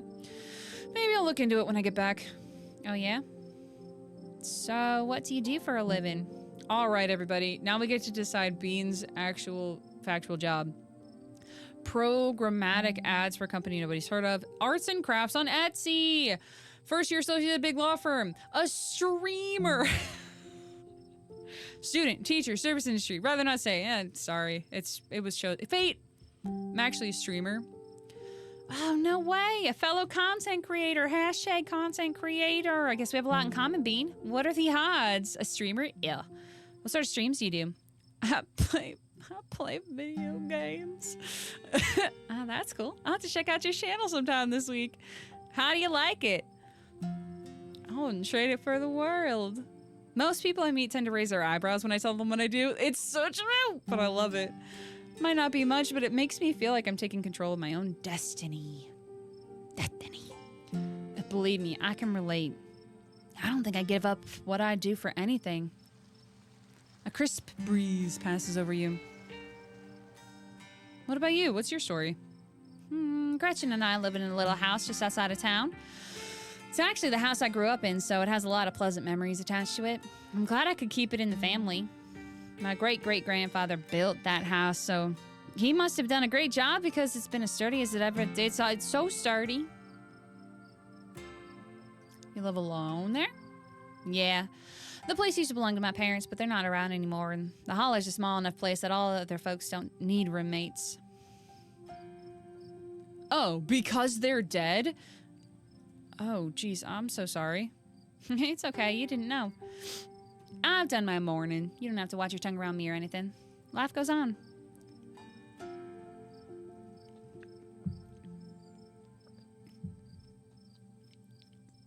Aha!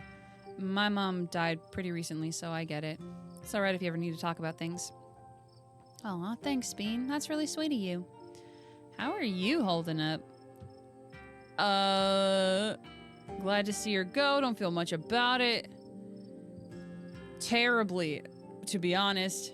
It wasn't a quick death. It took years, to the point that it was almost a relief when it finally happened. But then it sank on in that she was really gone and that I was utterly alone. And then the hospital bills started coming in. It's so fucked. Anyway, so yeah, I'm not taking it well. Can't imagine how bad that must be. It's just salt in the wound at that point. Yeah, that's what I say. Dithany. My stars, what was that? It's showtime. Whatever lurks behind the tree line is something best left unseen. But the events of this evening were already set in motion long before you stepped foot in Scarlet Hollow. There's no turning back now. It's almost like it was pre-programmed into the game. It's gone. There's something terrible out there, Stella. Whatever it is, it's close. Here, watch Gretchen for a moment while I check this out. Jeez. I need to hold the baby. You and Stella inch towards the tree line as she shines her flashlight into the woods. You do stay close, Bean. I wouldn't want any harm to befall you. Chicken? Question mark? Chicken? I see it. It's sweet and kind, a bed of flowers, a nice wind, a gentle gardener. Maybe Duke's birds weren't eaten after all. Uh-oh! There was a little baby hand! What? Me and the boys at 2 a.m. looking for beans! Hi, Panda.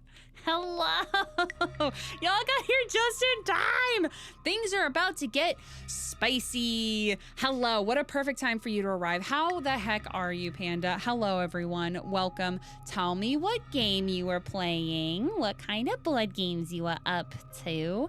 Meanwhile, hello, everyone. If you're new here, my name's Maria. I use they, she pronouns. I'm a non-binary, queer, Puerto Rican streamer, loud person on the internet.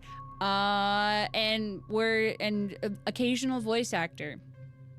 And we're playing a visual novel called Scarlet Hollow, which is incredible. And if you have the chance to play it or buy it, Black Tabby Games is incredible. They've also made a game you might have heard of called Slay the Princess, which is also an incredible narrative journey narrated by one Jonathan Sims of the Magnus Archive of Fame. It's incredible. It's amazing. I do want to know what kind of board game you were playing, or games, if there were more. I hope it was an incredible stream.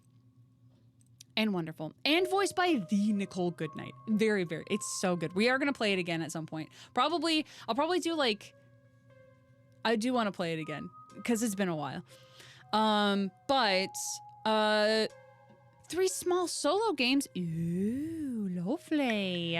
Feel free to talk about it, to tell us what you thought. Toaster Posey already posted it. It's pinned in the chat. This game does have some content warnings. We're about to get into the spiciness of it. And by spiciness, I mean horror. This is a folk horror visual novel, so there is some scary stuff. Right now, it is focusing on, like, slight harm to animals. So, do be informed. Hang out if you want to. Leave a lurk, leave a follow if you want to. We're gonna hop back into it. But I'm so... Oh, finding calm is so nice. Oh, that's lovely. I'm glad that you had a nice, chill, calming time, and now you're here and it's about to get less calm. So, strap in, everybody. Get yourself something. Wrap yourself in a blanket. Get yourself something tasty to snack on, and we're just gonna jump back into it. What the... Oh, to catch you up. Our aunt passed away, and apparently I was invited by my cousin to Scarlet Hollow, the name of the game, to go to the funeral, which is in a week. We just met this person, Stella. Stella is a YouTuber who hunts cryptids, which is what she thought she was doing tonight. But there are horrors, unimaginable horrors. Also, we can talk to animals. Don't even worry about that. What the hell was that? Hold on, I gotta play that back.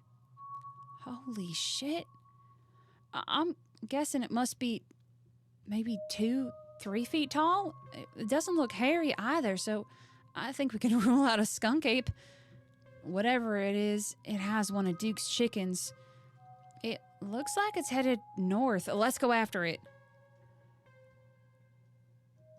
Do we have to?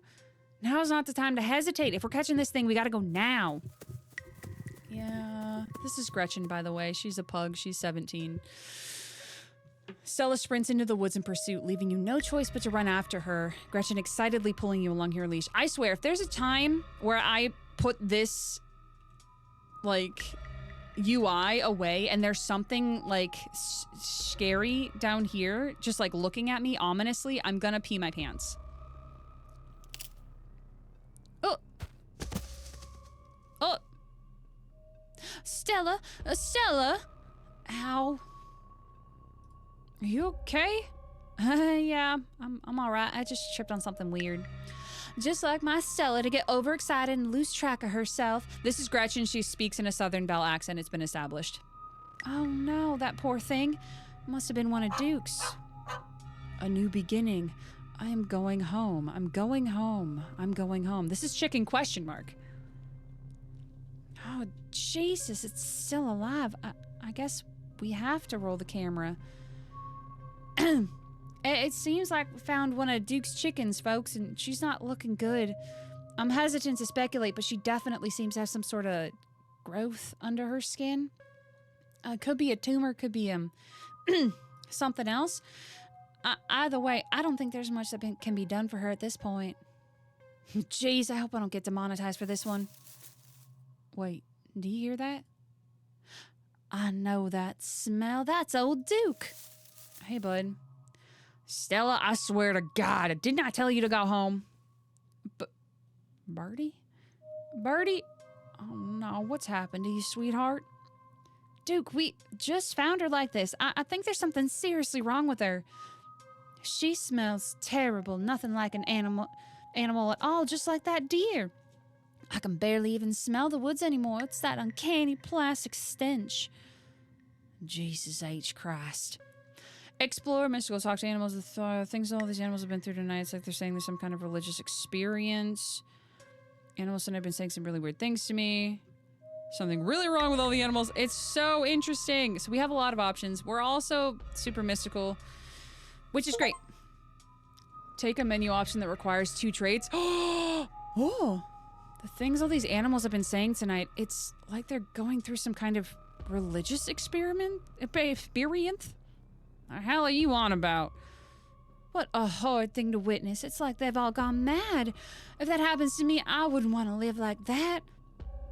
You were joking about being able to talk to Gretchen earlier. You're, still joking, right? We should maybe talk more about that later. Duke, we saw the thing that got a hold of her. Got it on camera, too. I don't know what it is yet. A gnome or something? You know there ain't no such thing. It's not of this world, that's for certain. What a disgusting thing it was, unappetizing in every sense of the word. Examine the chicken. Oh, buddy. You stoop down and look at the chicken. Don't let Gretchen get too close. Just try to take a bite out of it if you don't stop her. Ugh, I would never. Something about this bird doesn't smell right. You hold Gretchen's leash close to your chest. She squirms against her harness. Oh, I don't want to examine the growth. It's like an egg. Head. Hi. Its poor little chicken eyes look up at you glazed over, but still rolling around in their sockets with unfortunate life. Can't hide from me. I can see you. I can smell you, sick creature. Ha! The wing is barely still attached, but that seems to be the least of the chicken's concerns. The old becomes the new. I've never flown, but now I soar. Birdie! Oh, it's the chicken, right. Whatever got a hold of her busted her wing up, too. Little bastard. Yeah, what a bastard. Hello. Good God. At first you thought it might have been a tumor, but this is something else. The skin is stretched taut, the growth pulsing beneath. She could still get better. Maybe she just needs that thing to pop, and she'll be right as rain in a couple days. Happened to me once, and there's not so much as a scar these days.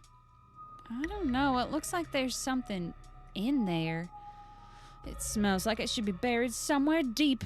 My senses scream out that this is an abomination. Oh, Stella, please don't get too close. Can you hear the birth that dwells within me? Can you hear the way it roars and thunders? Brr. Having investigated to your heart's content, you step back and give the bird space.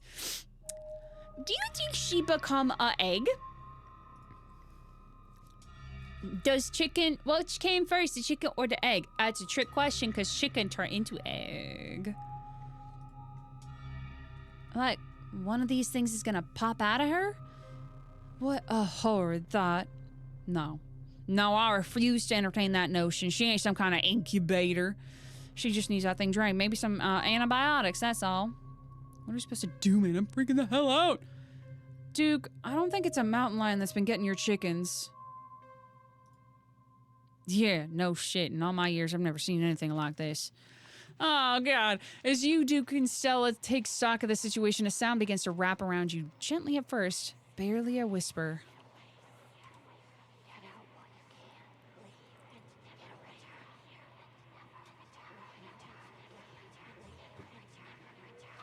Sorry, my house just shook, and it's because they're still doing construction outside, and it just... I almost peed my pants. But then a guttural moan. And then another, and suddenly you find yourself surrounded by a chorus of groaning misery. There's something out there all around us. I can smell it. There's so many of them. There's so many voices. All of them are telling us to leave. Oh, yes, I hear that, but are they really saying something? I can't make anything out. She starts filming again. Come on, Birdie, let's get you home.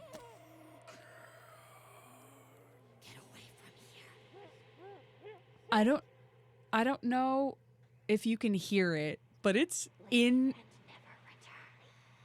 If you're wearing headphones, it's wild. As Duke scoops up the injured Birdie, the voices in the trees intensify. It's like you're all suddenly surrounded. The strange sounds coming closer, growing bolder. Oh, there they are! What the hell is that? The gardeners come to mend and nurture. Let me blossom and sprout. Let me become... Feel a tightening in the leash pulling you from behind. Don't you step another foot closer, I'll shoot. Don't think I won't. The man hesitates and the thing steps forward, fixing what seems to be its eyes on Birdie tucked under Duke's arm. Stella, there's another one. The leash is fully drawn taut, and then there's a sudden looseness. You and Stella turn just in time to see another of the creatures slithering out from the bush. Oh my God. What's going on over there? As Duke glances back, everything seems to happen at once. A pattern of unnatural feet and then chaos. Ah, jeez. Duke grapples with the thing as it grabs its... Oh, jeez.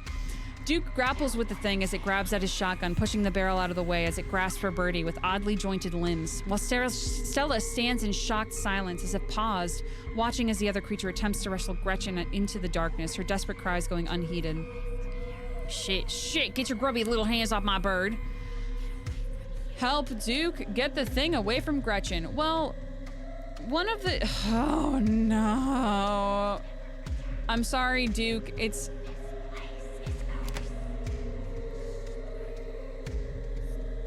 Haha.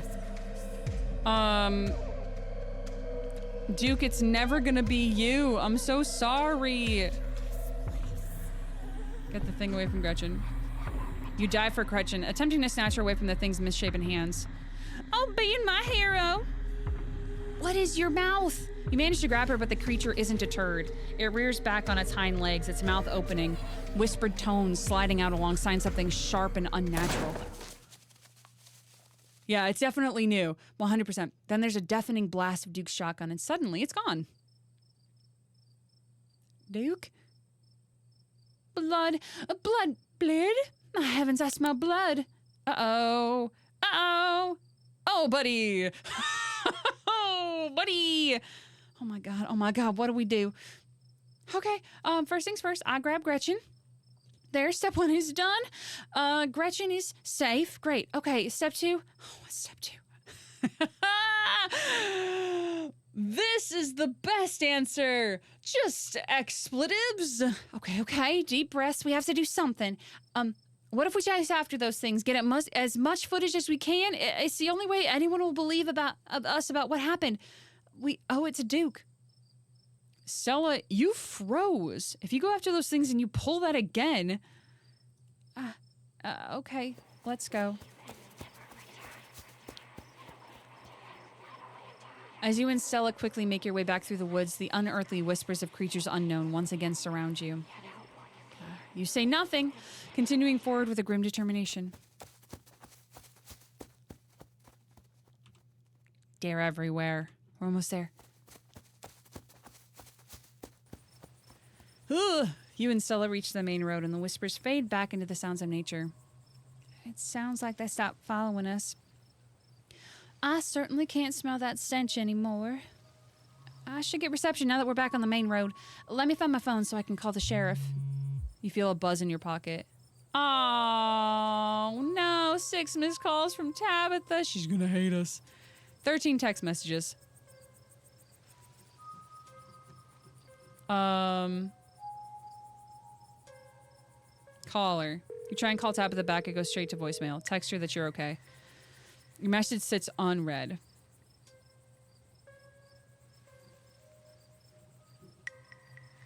Tabitha's been blowing up my phone. I guess she must be worried about you.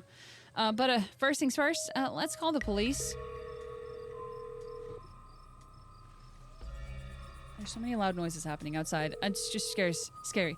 Hello, Earl? It's Stella Richmond. I'm up in the mountain in the vagina trail. Duke is dead, Earl. Shotgun. It happened right in front of us. There's something in the woods. Okay, yeah. Yeah, I think we're okay, but hurry. Jesus, Earl, who's gonna tell Bo? I guess now we wait. Everything's great. Look at these two. They're great. Takes a little while, but eventually a patrol car arrives at the scene. Out of it walk 2 officers, Sheriff Hugby, a friendly older man, and Deputy Franklin, a serious man wearing sunglasses despite it being the middle of the night. See, right there, a thing jumps out of the woods and then the shotgun goes off. What in Sam hell? What is that, like some kind of pillberry doughboy? Could have been a naked maniac. No, there was more than one. They chased us through the woods. Whatever they are, they aren't human. And they killed Duke. Uh-huh. Now, we're gonna have to confiscate this camera, Miss Richmond, if you don't mind. This is evidence. But, okay. Let me just turn it off to save the battery. Here you go, Deputy Franklin. We appreciate your compliance with the law. We'll get a team out in the morning to retrieve the body, but for now, Sheriff Hugby and I... Please, call me Earl. Earl and I will escort you and... Who are you exactly? That's Bean. They came into town today for the funeral.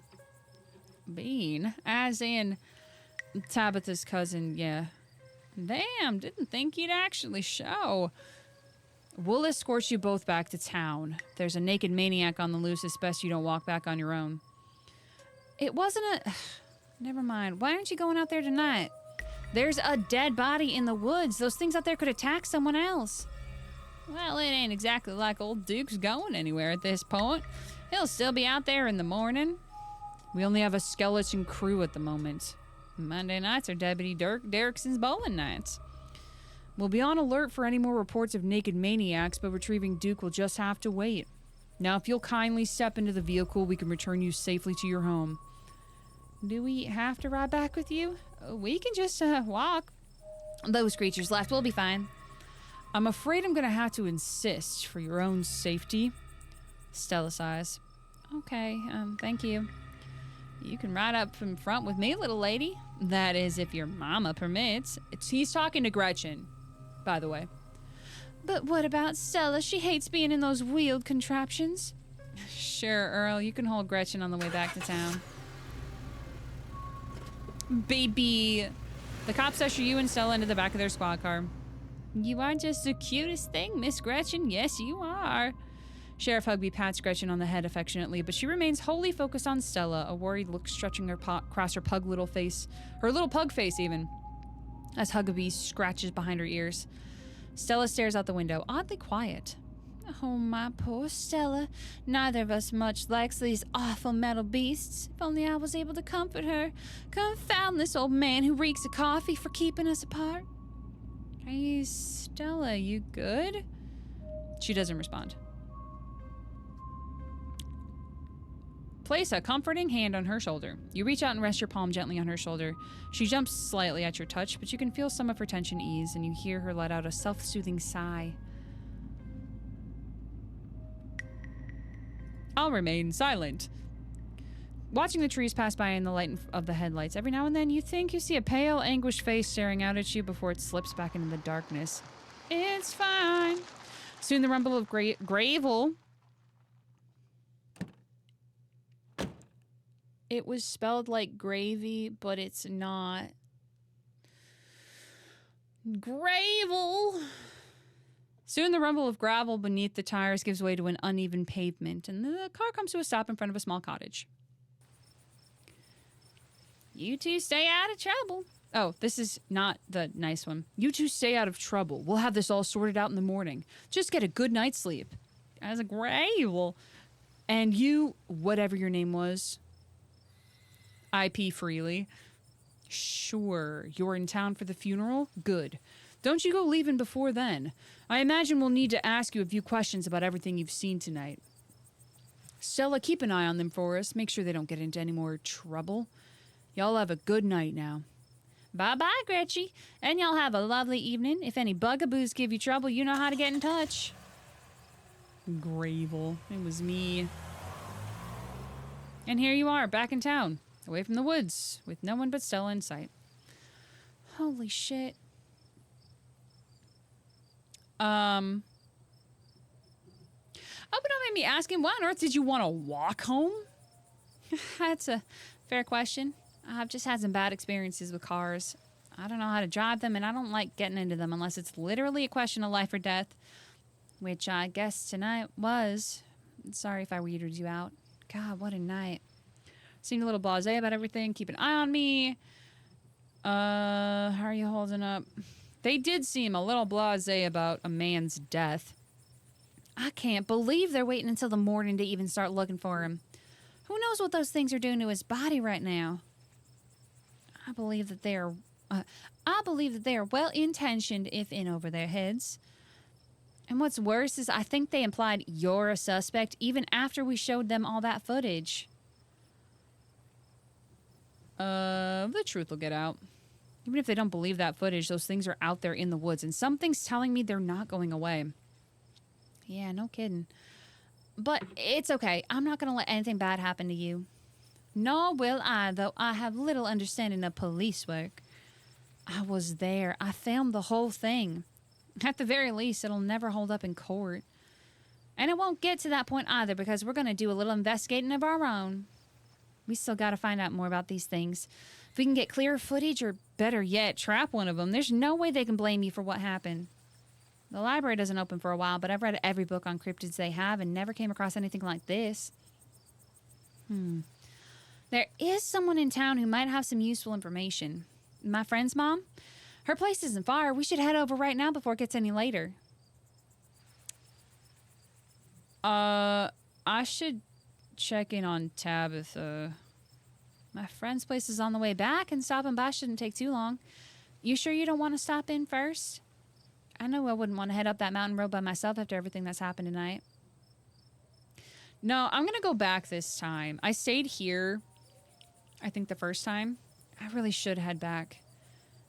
Okay, if you're sure, I won't stop you if that's what you really want. I'll see you tomorrow.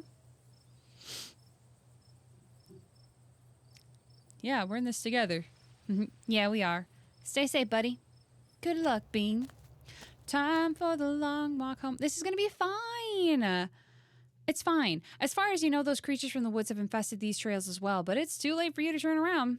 You either make it back to the estate, or you won't. Bean. Hello. You turn to see a shadowy figure in a miner's jacket staring from the path behind you. You didn't hear it approach. Welcome home. You're finally where you're meant to be.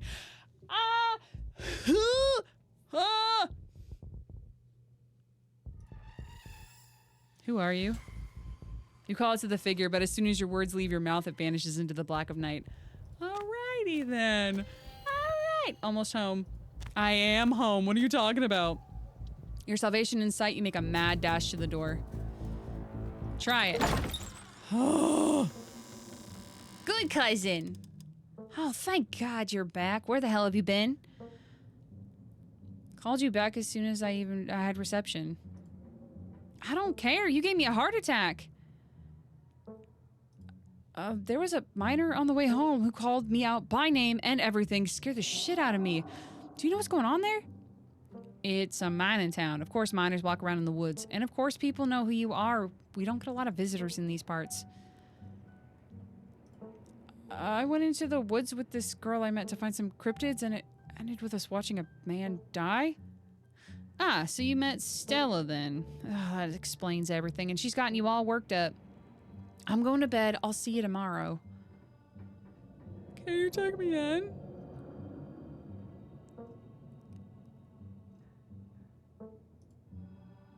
I'm still all hyped up on adrenaline from tonight. I would just love to hang out for a little while, cool down a bit. No, I'm not gonna hang out with you. It's late, I'm tired, I'm going to bed. Don't do anything stupid while I'm asleep. Just go to your room and sleep. You're alone in the estate. The sound of the wind whistling through the house gives you an uneasy feeling in your gut. Probably best to turn in and try to leave the night behind you. You thoughtlessly stumbled into your room, and before you even fully realize you're there, you've already collapsed into the mattress, exhausted. From the relative safety of this uncomfortable bed, the events of the past evening seem like something that happened to someone else. Though you can still clearly picture the terror you felt in those moments. For now, you're safe and you're warm. Eventually, the sun will rise and chase away the monsters and make them seem like nothing but bad dreams.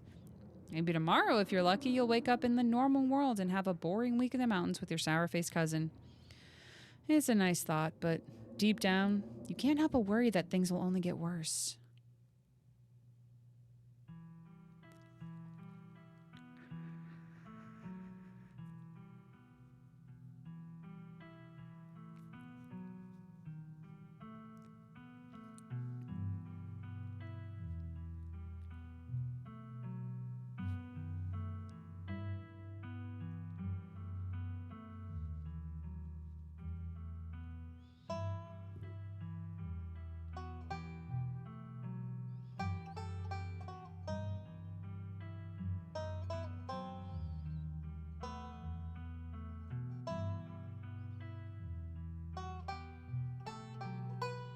buddy.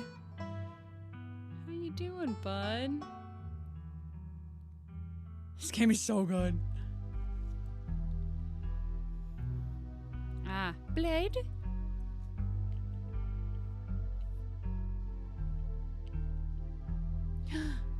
Abacus. Wow.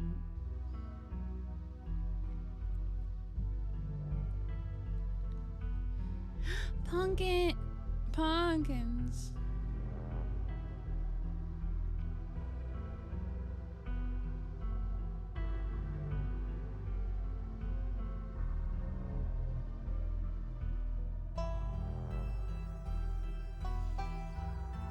I forgot about this whole like animated sequence. There was a shadow.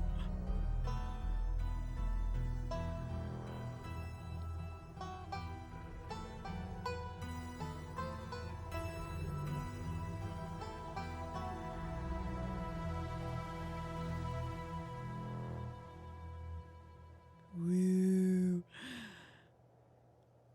Ah, title drop. Tee. This is the end of episode 1. Episode 2 awaits. Save your game now, 100,000%. Tuesday morning awaits. Tuesday, isn't it? You open your eyes. The sun has risen, birds are singing. Days like these, kids like you, etc., etc. You know? Your gaze wanders around the room to the window and to the woods beyond, to the wall. You wonder if the monsters are lurking there right now, just beyond the trees, ready to pounce as soon as you leave the crumbling estate. A familiar unease settles into your gut, tangled into a knot of anxiety, wriggling as the events of last night play out in your head. You can't help but remember Duke slumped against a tree, pieces of him scattered across the clearing. I'm trying not to remember that, actually. You're not sure if you'll ever feel okay again after what you've seen, but you can't stay in bed forever. Hunger pulls you from the clammy depths of the mattress. You refresh yourself on the events of previous days using the journal icon on the quick menu. Great! Yeah, we're gonna check out Dustin.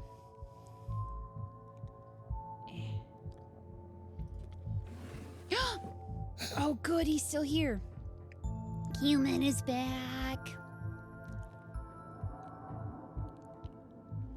Good morning, Dustin. How are you today? Dustin feel good. Had productive night. I see you have a bread now. Yes, Dustin found a bread. Dustin also ate a bug last night. Good night for Dustin. Have you met Frufu? Monster. Can I talk to you about something horrible that happened last night? Human can always talk to Dustin. What happened? The woods are full of big, scary monsters. Dustin, understand. World is full of big scaries. When Dustin gets scared, Dustin pretend to be dead. Good advice for human, maybe. Thanks, Dustin. I love you. Okay. If anybody ever asks what my favorite character is from this game, it is Dustin. How's the closet looking? Great, the doll didn't move during the night. Maybe it isn't haunted after all. Though after everything you went through yesterday, that's hardly a consolation.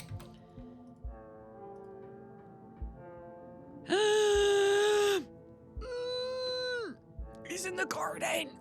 You creep towards the window, careful not to be seen by whatever might be lurking in the garden. For a second you thought you saw movement. Could have been an animal, could have been something else. Whatever it was, it's gone now. Oh, let's go downstairs. You're back in the kitchen. Frufu eyes you from her favorite spot on the counter. Her pupils dilate and her tail twitches. I see you are still here. How unfortunate. Excuse me, ma'am, may I pet you? I believe we have been over this. That filthy pair of hands will not befoul my fur. Have you noticed anything weird around here? We ran into these horrible things in the woods last night and Silence. Do you know what time it is? Quiet your awful little mouth. Your voice is the only horrible thing I have witnessed as of late. Hey. Did you know the police called me this morning? Yeah, I told you I saw a dead body last night. You've been here one day and you already had a run-in with the cops.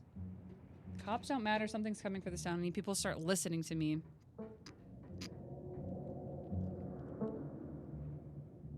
We were chased through the woods by monsters, and you're worried about the cops? Yeah, I'm worried about the cops. I'm busy, and I don't like talking to them. I told you I saw someone die last night. So you did. It was late, and I was tired, and I assume Stella put you up to a little joke after dragging you into the woods. Anyways, does it really matter? Some old farmer disappeared after going hunting in the middle of the woods at night. So what? Something like that was bound to happen eventually, and frankly, you're lucky it didn't happen to you. Still, they had quite a few questions about you, Bean. Before you asked, don't worry, I told them you were an upstanding citizen. But I'd rather not waste my time talking to cops. It's irritating, and this is already a very difficult week. Just don't put anything else on my plate right now, okay?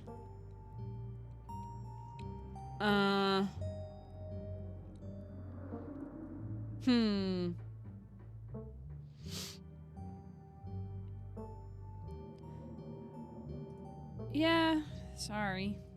Good. I gotta get to work. But listen, you better stay out of trouble today. I want you home by sunset. I don't want to hear complaints. Just do what I ask and we won't have any more problems. Excuse you. Tabitha takes a few steps towards the door. Sunset. Fuck you. Your cousin huffily exits the kitchen. Her footsteps fade down the hall, ending in the characteristic creak, then slam of the front door as it opens and closes behind her. Once again, you are the only human in the estate. It seems you have made a habit of bad first impressions, no? The cat chuckles mockingly. Time to start your day. Great.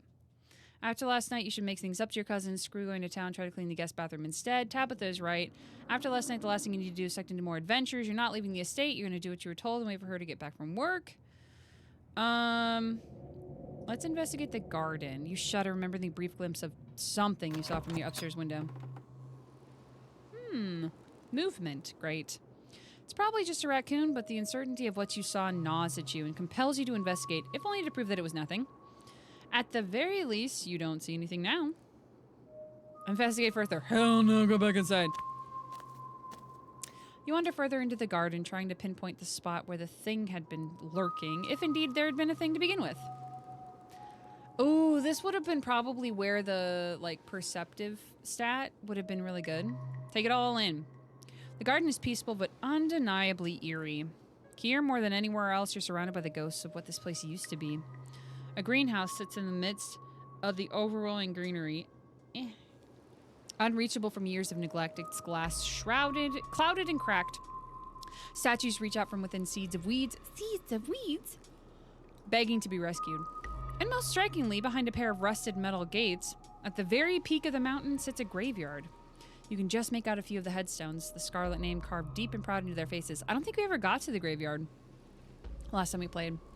You notice what a good view someone would have of your window if they stood where you're standing right now. Check the ground for clues. Oh, God! You crouch down, pushing aside the greenery to examine the soft earth. A boot print. A big boot print. And what looks like some kind of viscera?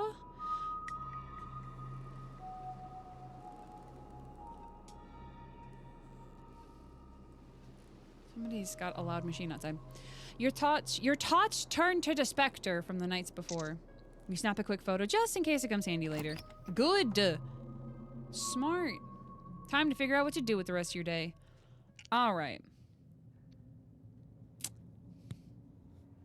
Should we stay in the house? I know last time we went out and had misadventures.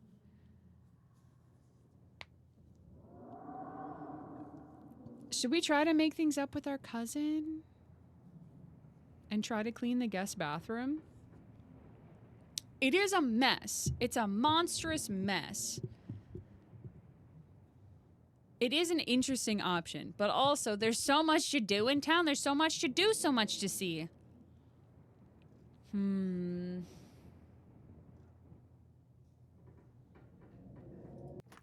to town. You head back outside, back up the mountain path, and go to town. We're going to town!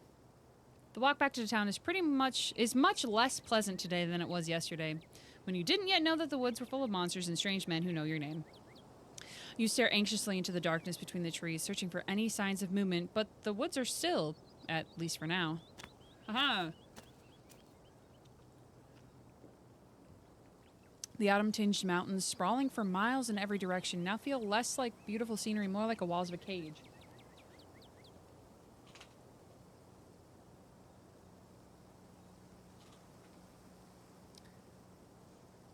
I don't think you can hear it, but there's a very loud construction machine outside moving dirt down my street. It's fine. Almost back to town. And now we're here. You make it in town in one piece. No creatures jumped out at you. No scary men blocked your way. The sight of other people is comforting, helping you forget the things you've witnessed as if they happened to somebody else. Oh, hey, Bean. Ma'am. As you approach Avery, the woman they're standing with comes into focus. She's impenetrable, and you feel small and almost naked in her presence. There's something about her that's far beyond you, but you feel no threat, no malice. But before you can wrap your head around the strange feeling, it fades, and you're left with only the vision of an average old woman in front of you. We were just talking about you. I stopped by Sybil's to pick up her new tea blend, and, well, you're the biggest thing to come into town since the coal mine. Folks have been absolutely buzzing about you. I'm Sybil. I run the tea house. I believe you've met my daughter's friend, Stella? You went out with her last night, right? Did something happen out there? She barely even waved when she walked by.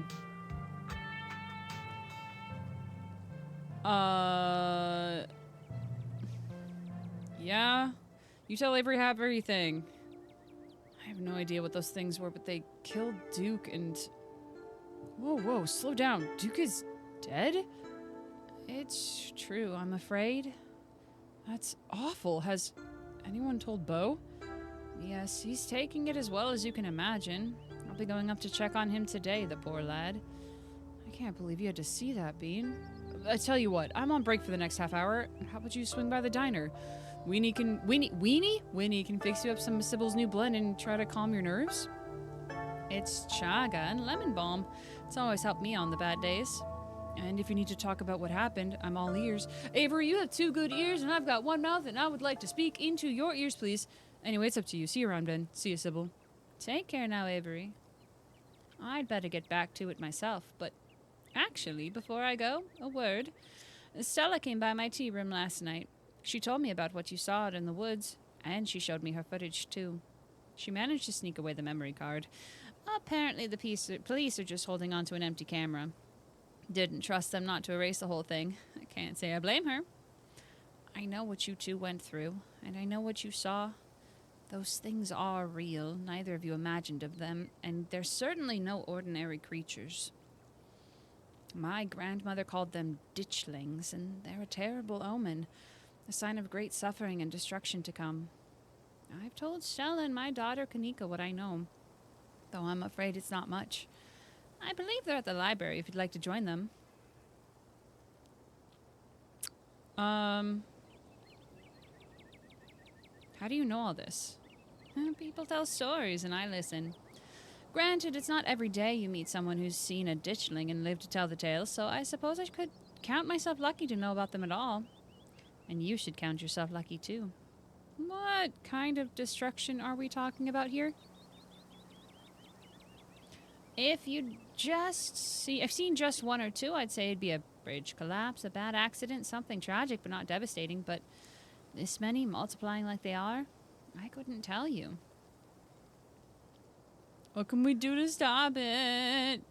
I'm afraid I don't have any good answers to that, but Stella and Kanika are doing their best to get to the bottom of this. Aside from that, I suppose the best we can all do is stay close to our loved ones.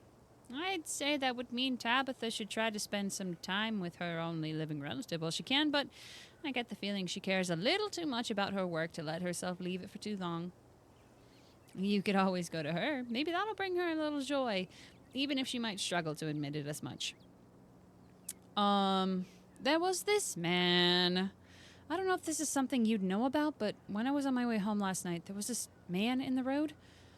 It was dark, but he had a miner's jacket on. It's so loud. It's so loud. He knew my name. There was something off about him. Oh, yes, that would be Blaine, probably. He's a bit of an addled local. You don't have to worry about him. He's harmless, just very sick. But do let me know if he bothers you again, dear.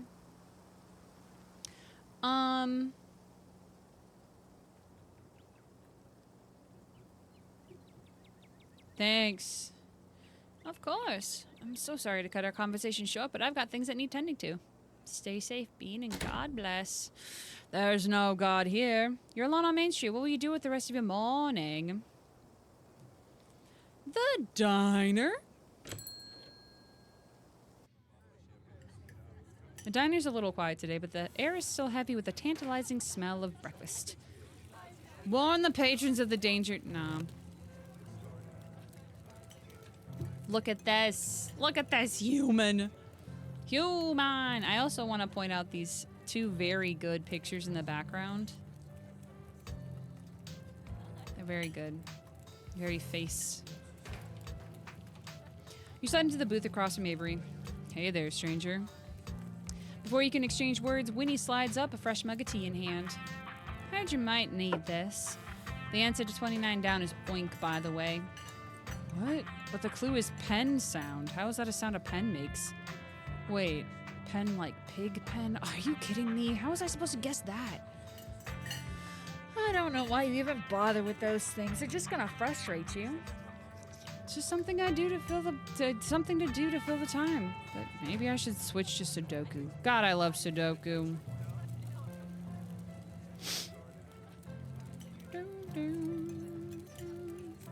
Winnie leaves Avery contemplating daily newspaper puzzles, returning to her seat behind the counter. So, thanks for telling me about last night. If you really wanna really get into the grisly details, you can tell me. I won't judge. Let's try my tea first. You take a gentle sip of your tea. Sybil was right. You can already feel it begin to ease some of the strain and tension from last night's events. Oh, color me impressed. Not a lot of folks take to chaga so quickly. What if you don't believe me about... I could tell you about last night, but what if you don't believe me? I'm not here to judge. I'm here to listen. Let's talk about it. You share everything. Glad to have someone to talk about the horrors you've witnessed. That's some heavy stuff. No wonder Stella seems distant. Monster in the woods. I may not have lived here long, but I've never heard of anything like that happening around these parts. How exciting. Now that I think about it, when the cops came in for their morning coffee, they mentioned something about going out in the woods to look for someone. Yeah, it must have been Duke. They seemed so disconnected from it. I figured it couldn't be very serious, but wow. All right, I need to see what hang on. I'm trying to see what she's reading. I have no idea. I have no idea what it is. It looks like some sort of romancy, like delightful romance book.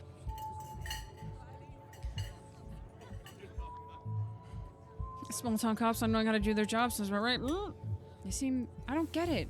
They saw Stella's footage, they saw what happened out there, but it feels like so far all they've done is hound me. Hey, I don't know if it'll help your anxiety, but even if they think you did something, I'm pretty sure they won't bother going after you. These cops come in here every day, and I feel like I know them pretty well by now. And let me tell you, they have no follow-through. I can't tell you the number of complaints they've just, like, dropped after a day or two. And I'll vouch for you if they try anything. Oh, I hadn't pegged you as a transplant. Where are you from? I moved here from Charlotte. Gosh, 3 years ago now? Maybe a little more, I've lost track. Aunt Winnie offered me a place to stay and a job, and who was I to pass that sort of generosity?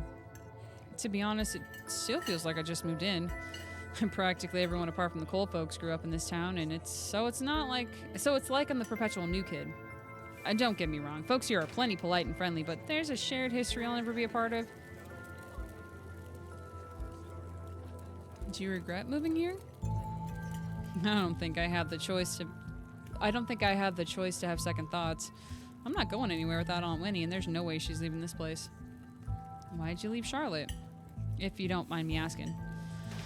No, it's cool. I was having some issues with my folks about my education, which wasn't great. Especially since I was still stuck under their roof. When my aunt heard about it, she offered me a job and a place to stay, and the rest is history. I get it. I felt out of place the whole time that I've been here. Folks on the... I felt out of place the whole time I've been here.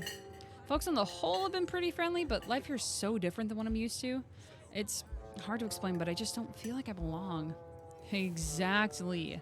There are worse ways to be, but I'm not sure I'll ever entirely feel like I belong here.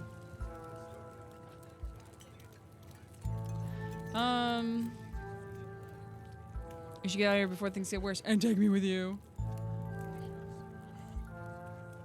You should get out of here before things get worse. If you have a car, drive away. There's no way I could get Aunt Winnie to leave, and I'm not going anywhere without her. Not after everything she's done for me. Even if there are monsters in the hills. I'd rather face whatever's coming head on than start someplace new without my family. Oh man, it looks like my shift is starting. I hope you're doing a bit better. Maybe the Chaga's had a chance to start working its magic. I'm gonna keep my ears open for you. The diner is where everyone comes to gossip, so I hear a lot about what goes on around here. I'll let you know if anyone mentions these monsters or anything else strange or unusual. Avery slips out of the booth, giving a friendly half wave before disappearing into the back. You leave the diner ready to continue your day. Let's just go to the library. Hello. You enter the former town hall. Oh, that's right, there's another baby in here. What once must have been a stately foyer has since been converted into rows of shelves. Meeting rooms and offices long ago gave way to assorted reference collections and reading areas. Oh, hey! You've got nothing better to do right now. Might as well join. Shush Stellan pointed all the books before heading over the table. They're all go to the table! Yes. You head over to Stella's table and settle in. Ah, she's so pretty. Hey, it's nice to meet in person. I'm Kanika. Stella filled me in about last night. Did you send my regards to that foul feline? I sure did. Let's look at these scones. Madoka magic. I forgot she's a freaking weeb.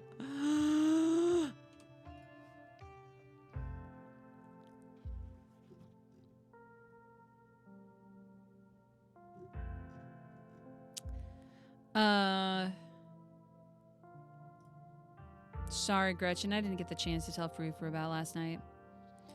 A slight misfortune, but entirely washed away by the joy of your renewed company. Did you just try to talk to Gretchen about Tabitha's cat? It's not the first time. They talked to Gretchen yesterday and said some wildly insightful stuff. If I didn't know any better, I'd say they can actually talk to animals. One paranormal mystery at a time, please. You look tired. My goodness, whatever happened to common decency? You can't go around telling somebody that they look unwell. You look marvelous, Bean.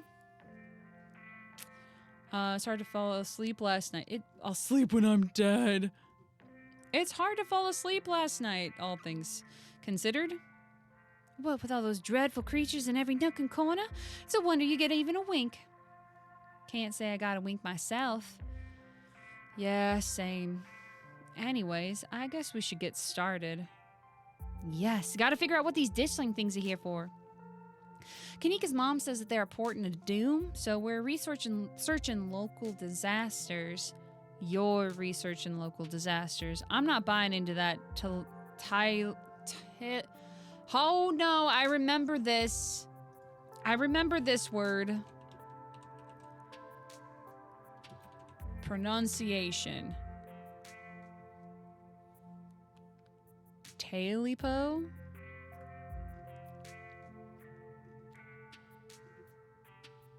Talipo? Tail-e-po. Hang on. I pulled up like a pronunciation thing. Let's see. How do... Tailipo. Tailipo. Tailipo? Tailipo.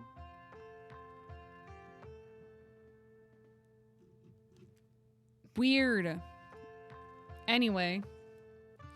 Still not buying into that Tailipo nonsense. But that doesn't mean those things you and Stella found last night don't scare the crap out of me. I just think that whatever's going on has more to do with reality than magic. Well, I guess we'll just have to see who's right. I guess we will. Willn't we? Hang on. Who's speaking to me? Get out of here. Alright. It's gonna be me. Before you dig in, you remember the boot print you found in the garden. Show it. Hey, before you dig in, I found something in the garden this morning. You hold up your phone and show Kanika and Stella the photo from your garden. These prints were in the bushes with a clear line of sight to my window. Dang, that's creepy. You okay? What is that liquid around it? It looks like pus. I'm creeping a bloody mining uniform stuck up on me last night. I think it's him. Too big to be Tabitha's. Some creep in a bloody mining uniform snuck up on me last night. I think it's him. He knew my name? Sybil thought it might be a guy named Wayne. That creep keeps coming around my mom's tea room. Yeah, it sounds like him, all right. I don't know what's going on with him, but there's something seriously wrong with the guy. That's, really concerning. Let us know if you need somewhere else to stay. I think it might be best if you don't walk home alone again while you're in town. If you were with me, I'd chase that ne'er-do-well off. I wonder if there's any connection between him and what happened in the woods last night.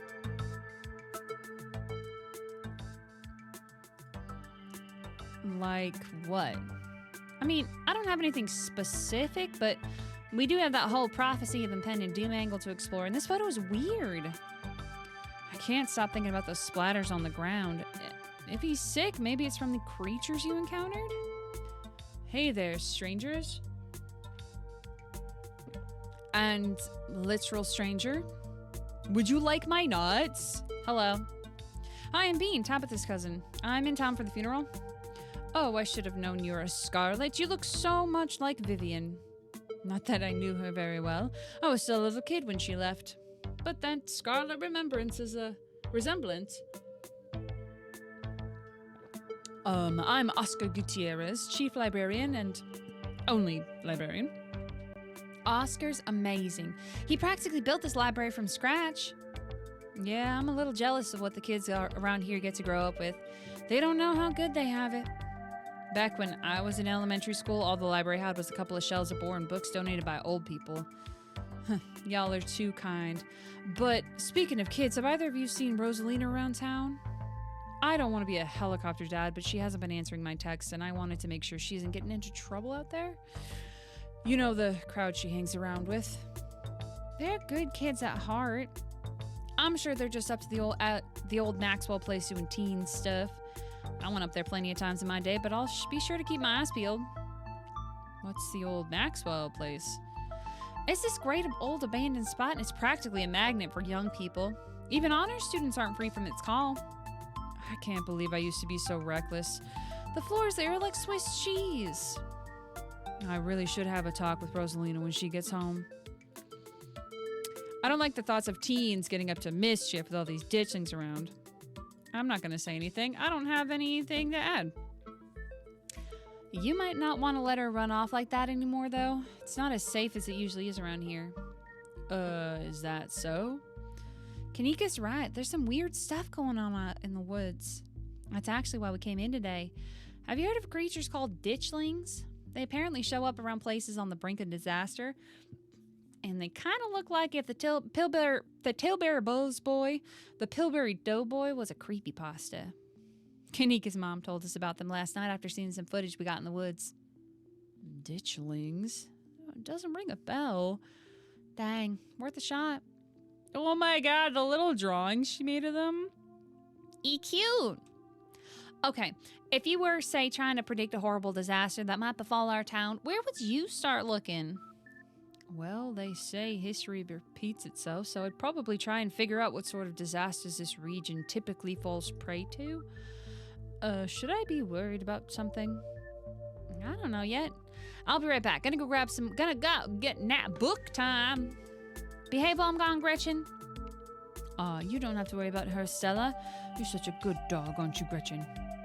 Here, have a biscuit, old gal. Well, ain't you the sweetest little thing on two legs? Look how happy she is. The best baby. Gretchen inhales the soft biscuit, drool leaking from her toothless mouth as she swallows it whole. I'm pretty sure Stella's barking up the wrong tree, Oscar. I don't think you have to worry about any horrible calamity befalling the town. But she's right about the weird stuff. There's definitely something unusual going on in these woods. Do you really not feel where all of this is going? Yeah, let's be weird. Do you really not feel where all of this is going? The moment their whispers made their way to me, it's like everything started to click into place. A reckoning is coming for this town. I'm going to try to call Rosalina again. Also, I love that his phone case is like an old library card, the checkout cards. Oh, it's good. I'm sure she's fine, really. Don't mind Bean. They've been hanging out with Stella too much. Rosalina's a smart kid. She knows better than to go around getting into trouble, and we'll make sure to keep our eyes peeled.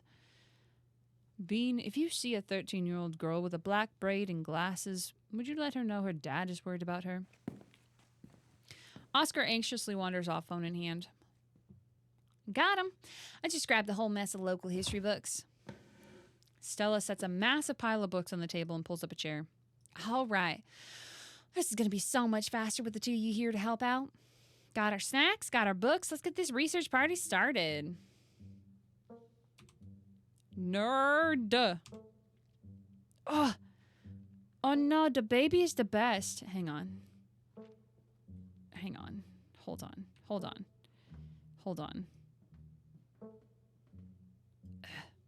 Important things have to happen.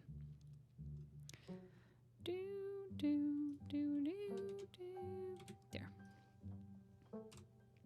Reading awaits. Okay, flip through Veins of Scarlet, History of the Scarlet Hollow Coal Mines, Silas Scarlet, Appalachian Folk Monsters. Let's do Coal Mines.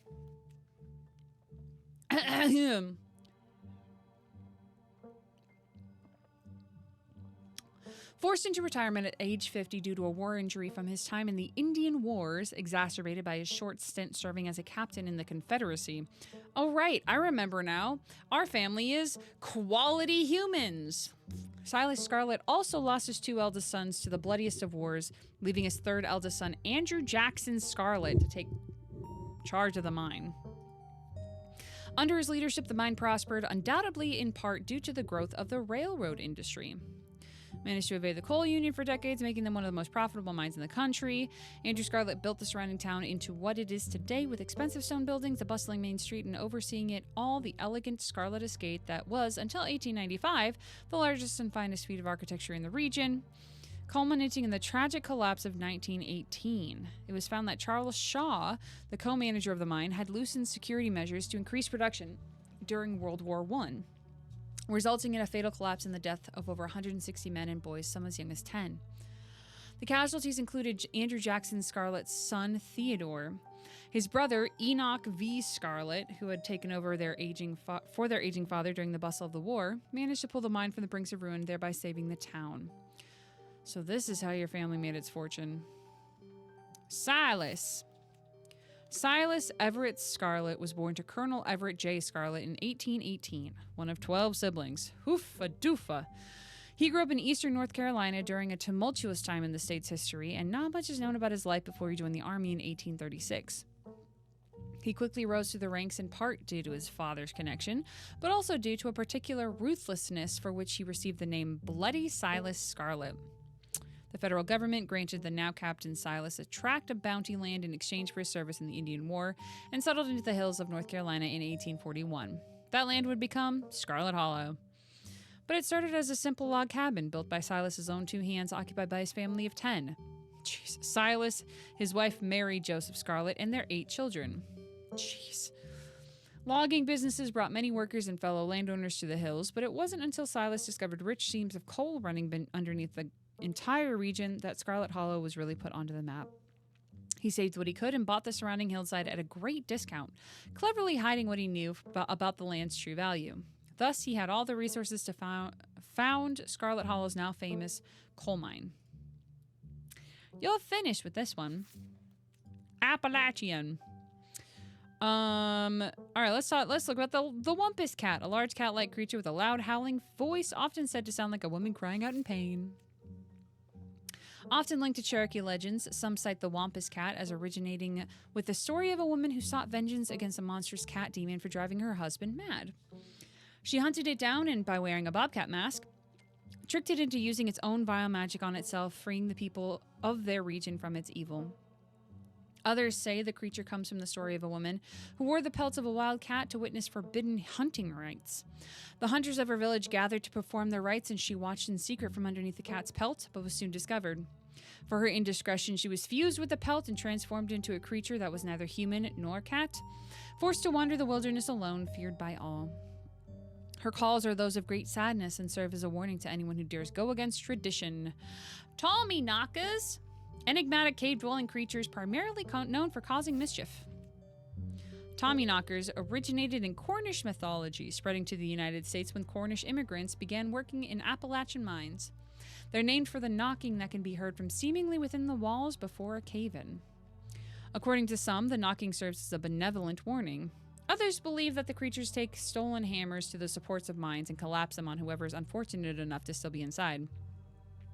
They are traditionally thought to be impish, leprechaun-like beings, but some claim they are the spirits of dead miners, forever cursed to haunt their final resting place. The Talipo! There was a hunter who lived in a tiny cabin in the middle of the woods, all alone with his hunting dog. One night, after a particularly bad week of hunting, both of their stomachs empty, the hunter spied something out of the corner of his eye. Some small creature had gotten into the cabin through a hole, and before he could even figure out what it was, he'd drawn his gun and fired at the thing, his hunger guiding his actions.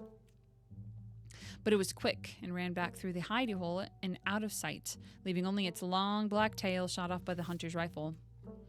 "Guess this'll have to do," he said to his dog, and threw the tail into the pot to cook a soup. He and his dog ate well that night, the tail filling them both up. The hunter crawled into bed satisfied, and his dog curled up at his feet.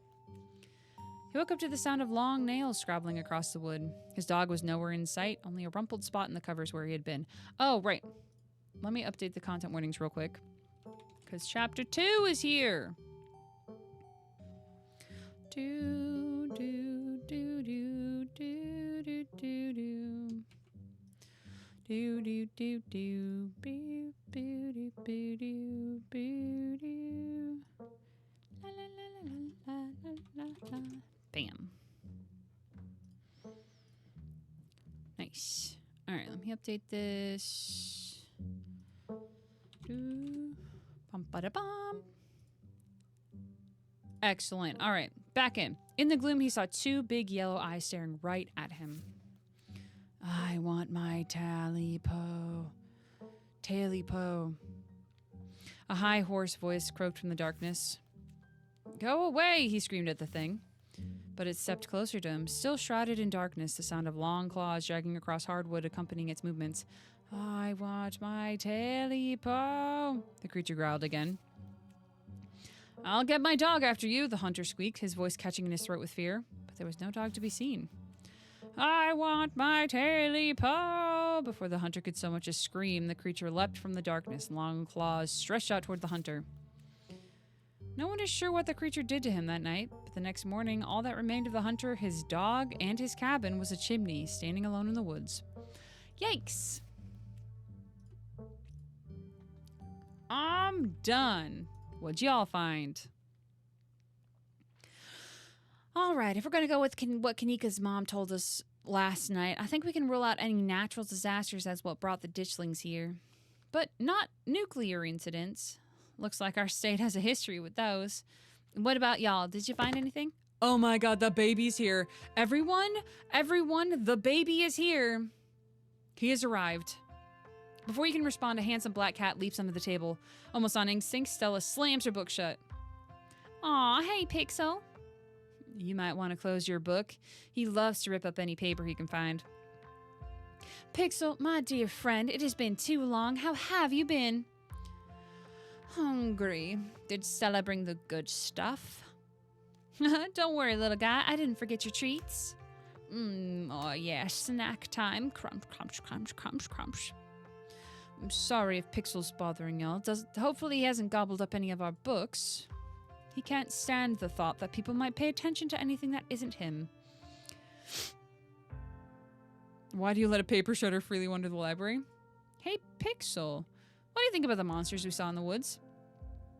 I'm an indoor cat. I don't know nothing about no woods. I just hang out in the library, especially now that our house got haunted. Pixel says your house is haunted. What's up with that? Hey, your cat says your house is haunted. Haunted? Wait, Pixel said that? So it is true then? Yes, at least I think it is. There isn't any other explanation. Bean is either psychic or they can talk to animals. It's a long story. No comment. We've, been living in the library for a little bit. It's been great. Way more snacks, way more scritches. Except sometimes there's too many scritches. Hold up, what kind of haunting are we talking about here? Unexplained noises, objects appearing in strange and unfamiliar places? Aw, Oscar, don't get our hopes up like that. Nothing like that, sorry. The floor in Rosalina's bedroom just keeps seeping blood, and I've seen a strange figure in the hallway a couple of times. Wait, you've seen a full-body apparition? Can I see it? Stella, how many times have you gone on ghost hunts and been tricked by shadows? Hello, Father! You know what it's gonna be. But what if it's an actual ghost?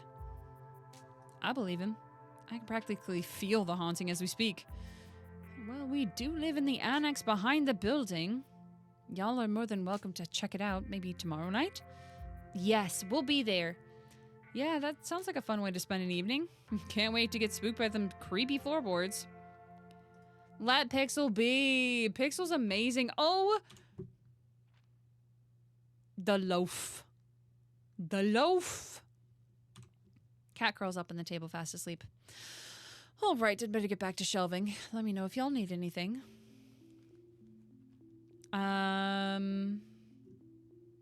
you think there's a cult here? All right, let's talk about the coal mines. Kanika visibly shudders.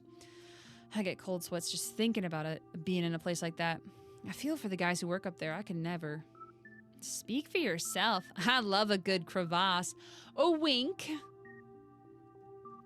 Let's see. A union busting mine collapsed from poor working conditions. Color me shocked. Boop. Yeah, it's pretty awful. That's what that sculpture out front is. Oh, that's what that sculpture out front is for, commemorating all the men and children who died that day. Every kid in Scarlet Hall learns about the collapse in 1918. Our teachers love to emphasize how many children they had working down there, probably to try and show us how good we have it or whatever. Low bar, if you ask me. You know, that could be what the ditchings are warning us about, another collapse. Writing it down on the list of potential disasters. Yeesh, Ella, that's morbid. And besides, it was all Charles Shaw's fault. The labor market was way more strict now, so there's no way you can get away with the kind of safety cutbacks he pulled. Y'all don't actually think the mine is about to collapse, right? No, I don't think so. Whew, had me worried there for a second. I hate to give Tabitha any credit, but the mine is safer now than it was back then. Still, what a horrible thought. You never know. What happened after the mine collapse? The book just kind of glosses over it. Oh, there was a union for a little bit, but it didn't last. There's not a whole lot written about the past century here. Yeah, the Scarlet Hollow mine isn't exactly the most ethically run business. I'm sure Tabby runs the mines better than Charles Shaw did. Still hasn't let the union in, though. There's a reason she and I don't talk. Oh, there's a reason she and I don't talk. I was Kanika. You guys seem to have a bone to pick with Charles Shaw. That's what happens when someone directly causes a monumental disaster, especially in a small town like this. People tend to spit when they hear your name. You got run out of town on a rail, you know. And that's not a figure of speech. Back then, they actually tied you to a rail and ran you out of town. There's a big mural over it over on the far wall. You got off easy, if you ask me. What if the ditchlings are coming from the mines? Maybe there's something down there making people sick and changing them? That wouldn't explain how many ditchlings we saw last night. Like, sure, occasionally a miner goes missing, but we saw dozens of the things. I mean, it's definitely not mutated miners, but what if there's some sort of parasite down there? Maybe it got into some animals and spread to the woods. And now that I think about it, Wayne's a miner. Maybe that ties him into all this? I know it sounds ridiculous, but it's one of the more plausible explanations we got so far. Silas, Scarlet. Rich guy in the South. I should have known it wouldn't have been pretty. Yeesh, I figured old money from the South wouldn't be great, but he, sure did some things to get where he was, huh? That book is a perfect example of why you should use multiple sources for your research instead of trusting the first thing you read on a subject. Yep, dude was a monster. The mines made a lot of money during the Civil War, too, and you probably guessed which side a North Carolina business owner would be working for. Sorry you're related to him. Do you think the ditchlings are here for retribution? That seems, tenuous. Assuming Kanika's mom is right, they're here as an omen, not because they're gonna do something themselves. Yeah, I think we know how I feel on the matter. Appalachian folk monsters. Do you think Wayne is a Tommyknocker? Maybe he's a ghost of a dead miner. There is something seriously wrong with the guy, and we should definitely look into it, but I don't think he's a ghost. Yeah, ghosts tend to be tied to a specific place. No, maybe he's haunting the whole town. He's not a ghost because ghosts aren't real. I've seen him, like, touch stuff. My mom used to tell me the Talipo story. I'd forgotten about it. It scared me so bad I didn't eat soup for years. I thought a monster might try and dig it out of my stomach if I did. I love that one. There's this old chimney in the woods that I used to think was the chimney from Talipo. The one that was left after the thing did whatever it did. Now I know that's just because chimneys don't burn down and wooden houses do. That doesn't mean it's not the chimney from Talipo. I've camped out there a couple of times and seen some pretty spooky stuff. Yeah, I watched that video. You saw raccoons. You're gonna get rabies one of these days chasing after wildlife like that. What can I say? I like to live on the edge. Wumpus cats are mountain lions. Voiced like a woman crying out somewhere between person-sized and cat-sized. I think a lot of like the Wumpus cat explanations are foxes. Or like some kind of in the fox-like family because of how they sound. Or mountain lions. Definitely. They're 100% mountain lions. Kanika, you know there's no mountain lions up here. I thought you were supposed to be a skeptic. Oh, Stella, one of these days you'll trust us. But the myths are old, right? Mountain lions didn't go extinct in the Appalachians that long ago. Those legends just haven't died off yet. Almost every cryptid can be tracked down to either a hoax or someone getting confused about a perfectly normal animal. Sometimes it's both. Bigfoot, for instance, started as a prank and then folks saw bears walking around on their hind legs and got freaked out, and now we're here. You'll eat those words when I get the first clear footage of a Bigfoot. If you manage that, I will print out a piece of paper that said Bigfoot isn't real and literally eat it, I promise. Holding you to it. Let's see. What were you saying about nuclear incidences?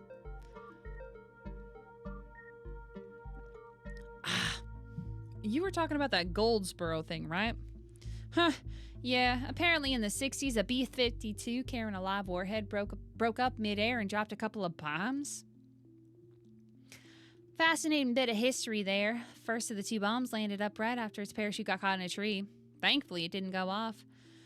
At the time, the government claimed that the bomb was unarmed, but it later came out that the only thing preventing a detonation was a single electrical switch which failed to trigger on the descent. And 60 years later, the second bomb still hasn't been recovered. Right. Its conventional explosive disintegrated in midair, but most of the nuclear material was made unrecoverable by flooding. If I remember correctly, they just buried it and sealed it up. I'm sorry, did you say they buried it? Do y'all need something dug up? Because if so, I'm your gal.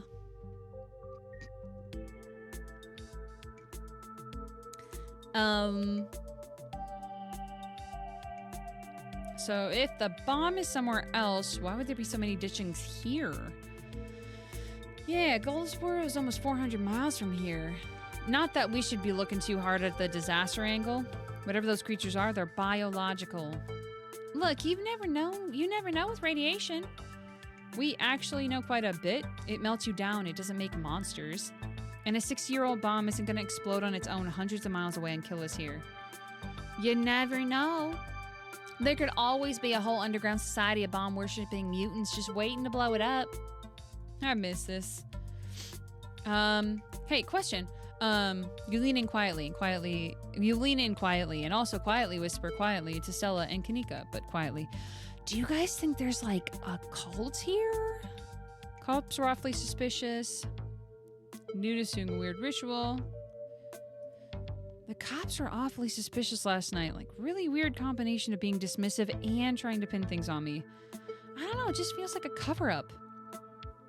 Yeah, that was pretty bad, but I'm not sure they really have it in them to be part of a cult. Definitely. I don't think they're capable of putting in the effort. Have you had any luck with Rosalina? Not yet. I knew a teen would be a handful, but I didn't think it'd happen overnight. I'll probably head out once we're all done and check in on her usual haunts. Alright, check out the mines, head back into the woods. What do y'all think? There's an awful lot of mine-related stuff in my notes. Maybe that should be our next stop? We can poke around and find out if anyone's seen anything weird.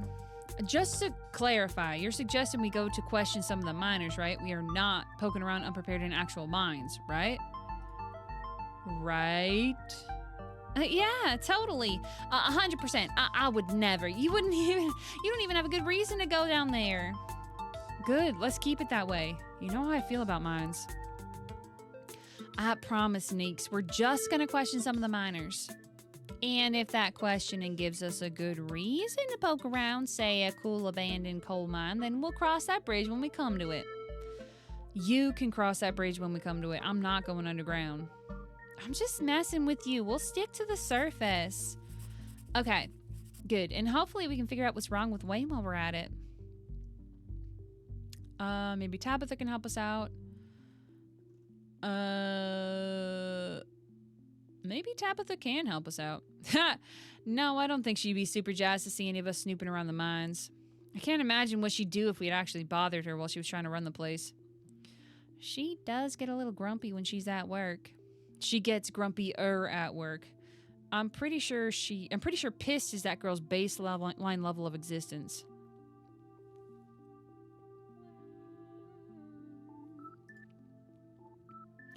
Chatting over dinner might be a better way to get to know her. If you're okay eating boxed mac and cheese, I sure am. Sure am, baby. We can sneak around the mines, no problem. She won't even know we're there. Look at us going out on a caper together. I miss this. I miss it too. Though there is something missing. Reese. I really miss that dude. I can't believe how long it's been. Have you seen him lately? Nope. I tried to plan stuff, but he's too sick. I didn't realize it was getting so bad. That poor guy. You know, we could just pop over and surprise him. He seemed excited to meet Bean. Maybe we'll finally get him to leave his little cave.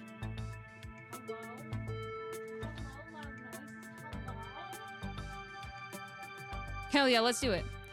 See ya, Oscar. We'll let you know if we run into Rosalina. Thanks, guys. I'll keep you posted. Spend some time in the library on Tuesday. Whew. Things are getting good, everyone. Speaking of less good, God, this Reese's whole situation is wild. Reese's home stands at the edge of the forest wall, an isolated buffer cushioning the rest of the town from an unending wilderness. The baby. Reese, it's Stella. I brought some buddies too. Shh, not so loud. He's still sleeping. Can I help you with something? The woman in the doorway stares directly into your eyes. You can practically feel her simmering irritation washing over you. Hi, Dr. Kelly. We were wondering if it would be okay if Reese could come hang out. Nothing strenuous, we promise. I'm not gonna wake him up. If he's sleeping, he probably needs it. Whatever you two have planned is probably beyond what he can manage right now anyway. Oh no, poor Reese. It's just been so long since either of us have gotten a chance to hang out with him. I'm sure he and Bean would get along super well too. Would you like my nuts?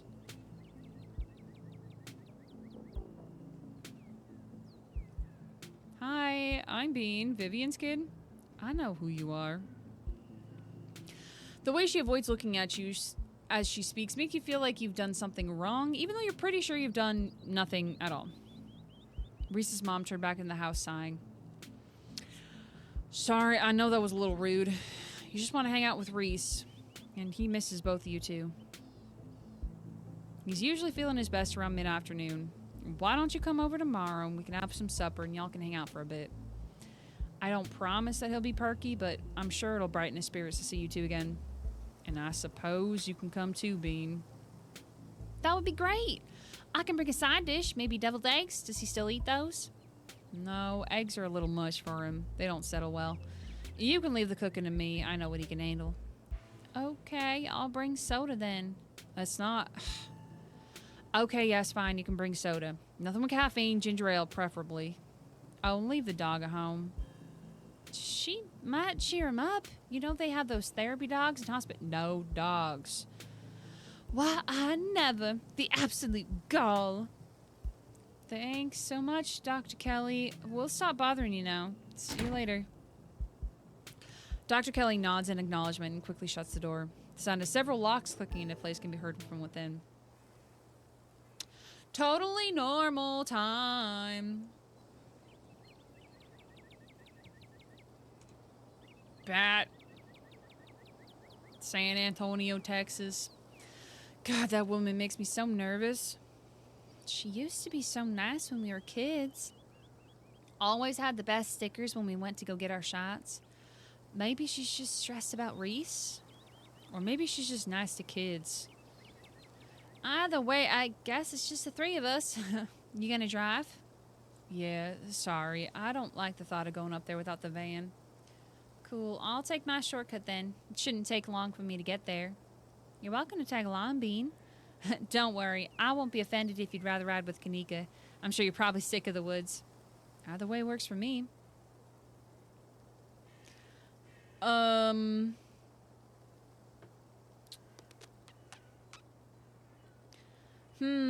I kind of want to ride with Kanika because I don't think I did last time.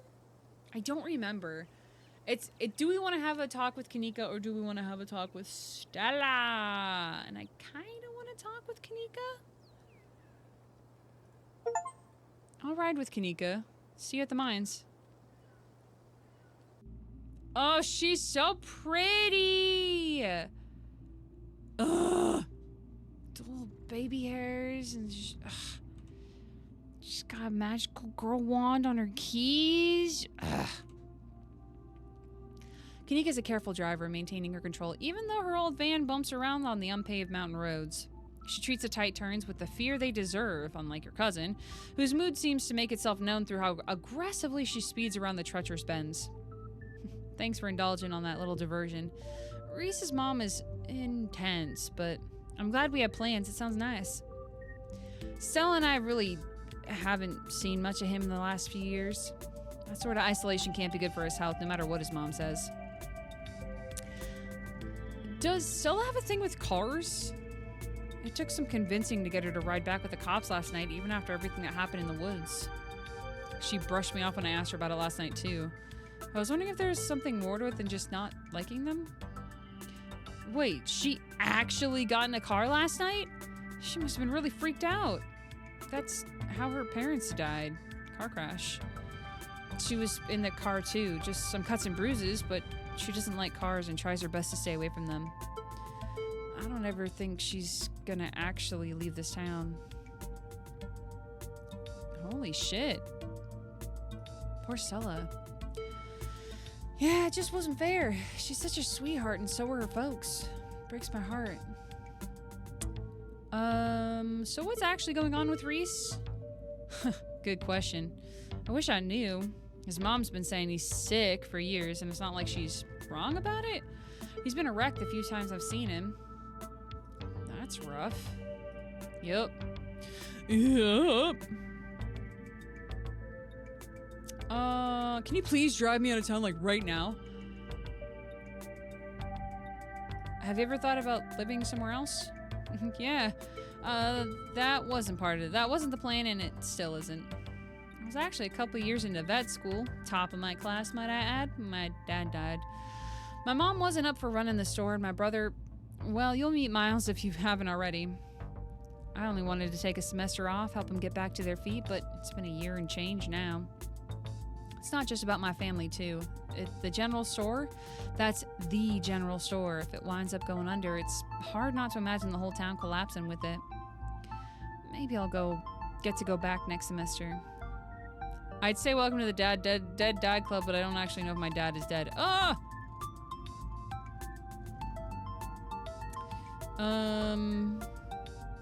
Think you're gonna go back and finish school? I want to think I am, if that makes sense. Don't get me wrong, I know the statistics and I've read the horror stories. Someone gets a sick family member, takes a semester off to help out. Next thing you know, 10 years have gone by and they're stuck in the same place. I don't want that to be me, but it keeps me up at night. Do you have any theories about what we talked about? Oh no, I don't think there's enough information yet to support any strong conclusions. Though I have been wondering if what you two saw was maybe some sort of mutated animal, like a strain of hairless monkeys or raccoons or something. Did you know about Morgan Island? It's off the coast of South Carolina, and there's a whole population of rhesus monkeys infected with herpes, like 4,000 of them. Maybe the ditchlings are some kind of alopecia research monkeys. Which sounds ridiculous now that I've said it out loud. Forget I said anything. Those things were totally not monkeys. I saw them with my own eyes, and they were way too messed up to be anything like monkeys. I mean, that doesn't rule out lab monkeys, right? Could be that whatever made them hairless also caused weird swellings or altered their proportions. But like I said, we don't have anywhere near enough information. Please take me out of town. You sit in silence for the last few minutes of the ride. We're here. We arrived at the mine before Stella. Stella's probably going to be another couple of minutes. Hey, y'all. How was the ride? I'm going to put Gretchen down for a sec. It's good to see both of y'all again. Did you run here? Yep. Felt like getting a running. Didn't want to keep y'all waiting. My poor Stella was scared out of her mind. You would have thought the very hounds of hell were at her heels. And all that running rattled my bones something awful. You didn't run into any of those creatures, did you? Nope. That makes sense. They're probably nocturnal. I don't know if I feel relieved or disappointed. But we're all here. What's the plan? I guess we just go talk to people? I guess so. I should probably be on lookout duty. I'm a bit of a persona non grata in the mines. Tabitha? Yeah, I might have tried sneaking in to talk to her a time or two too many. And Gretchen makes it extra hard to be sneaky. What can I say? I thrive in the limelight. We're probably less likely to get caught if only one of us is snooping around down there. Stella's on lookout duty and only one of us is going. What's the third person doing? That, yeah. You know those cheesy rom-coms where someone wears an earpiece on their first date? Whoa, do you have some kind of surveillance rig in the back of your van that I didn't know about? What? No. I have a pair of earbuds with a really good mic. We can just do a group call. I think I'll leave my number if you want me to go through a group call. Yeah, that would be important, wouldn't it? Huh, I could have sworn we swapped numbers at some point. Weird.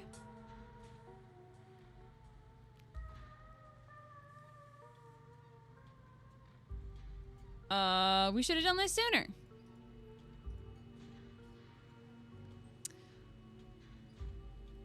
I got this. You'll do great. I got earbuds. You can feed your questions. We can feed you questions if you get stuck, and Stella can give you a heads up if Tabitha's head your way. Dang, I miss this sort of thing with you. You're so thorough. Oh, thanks. I do my best. I guess we should part ways and start the call, yeah? Yes. Stella and Kanika break off, leaving you alone at the entrance of the mines. And this is a great place to finish.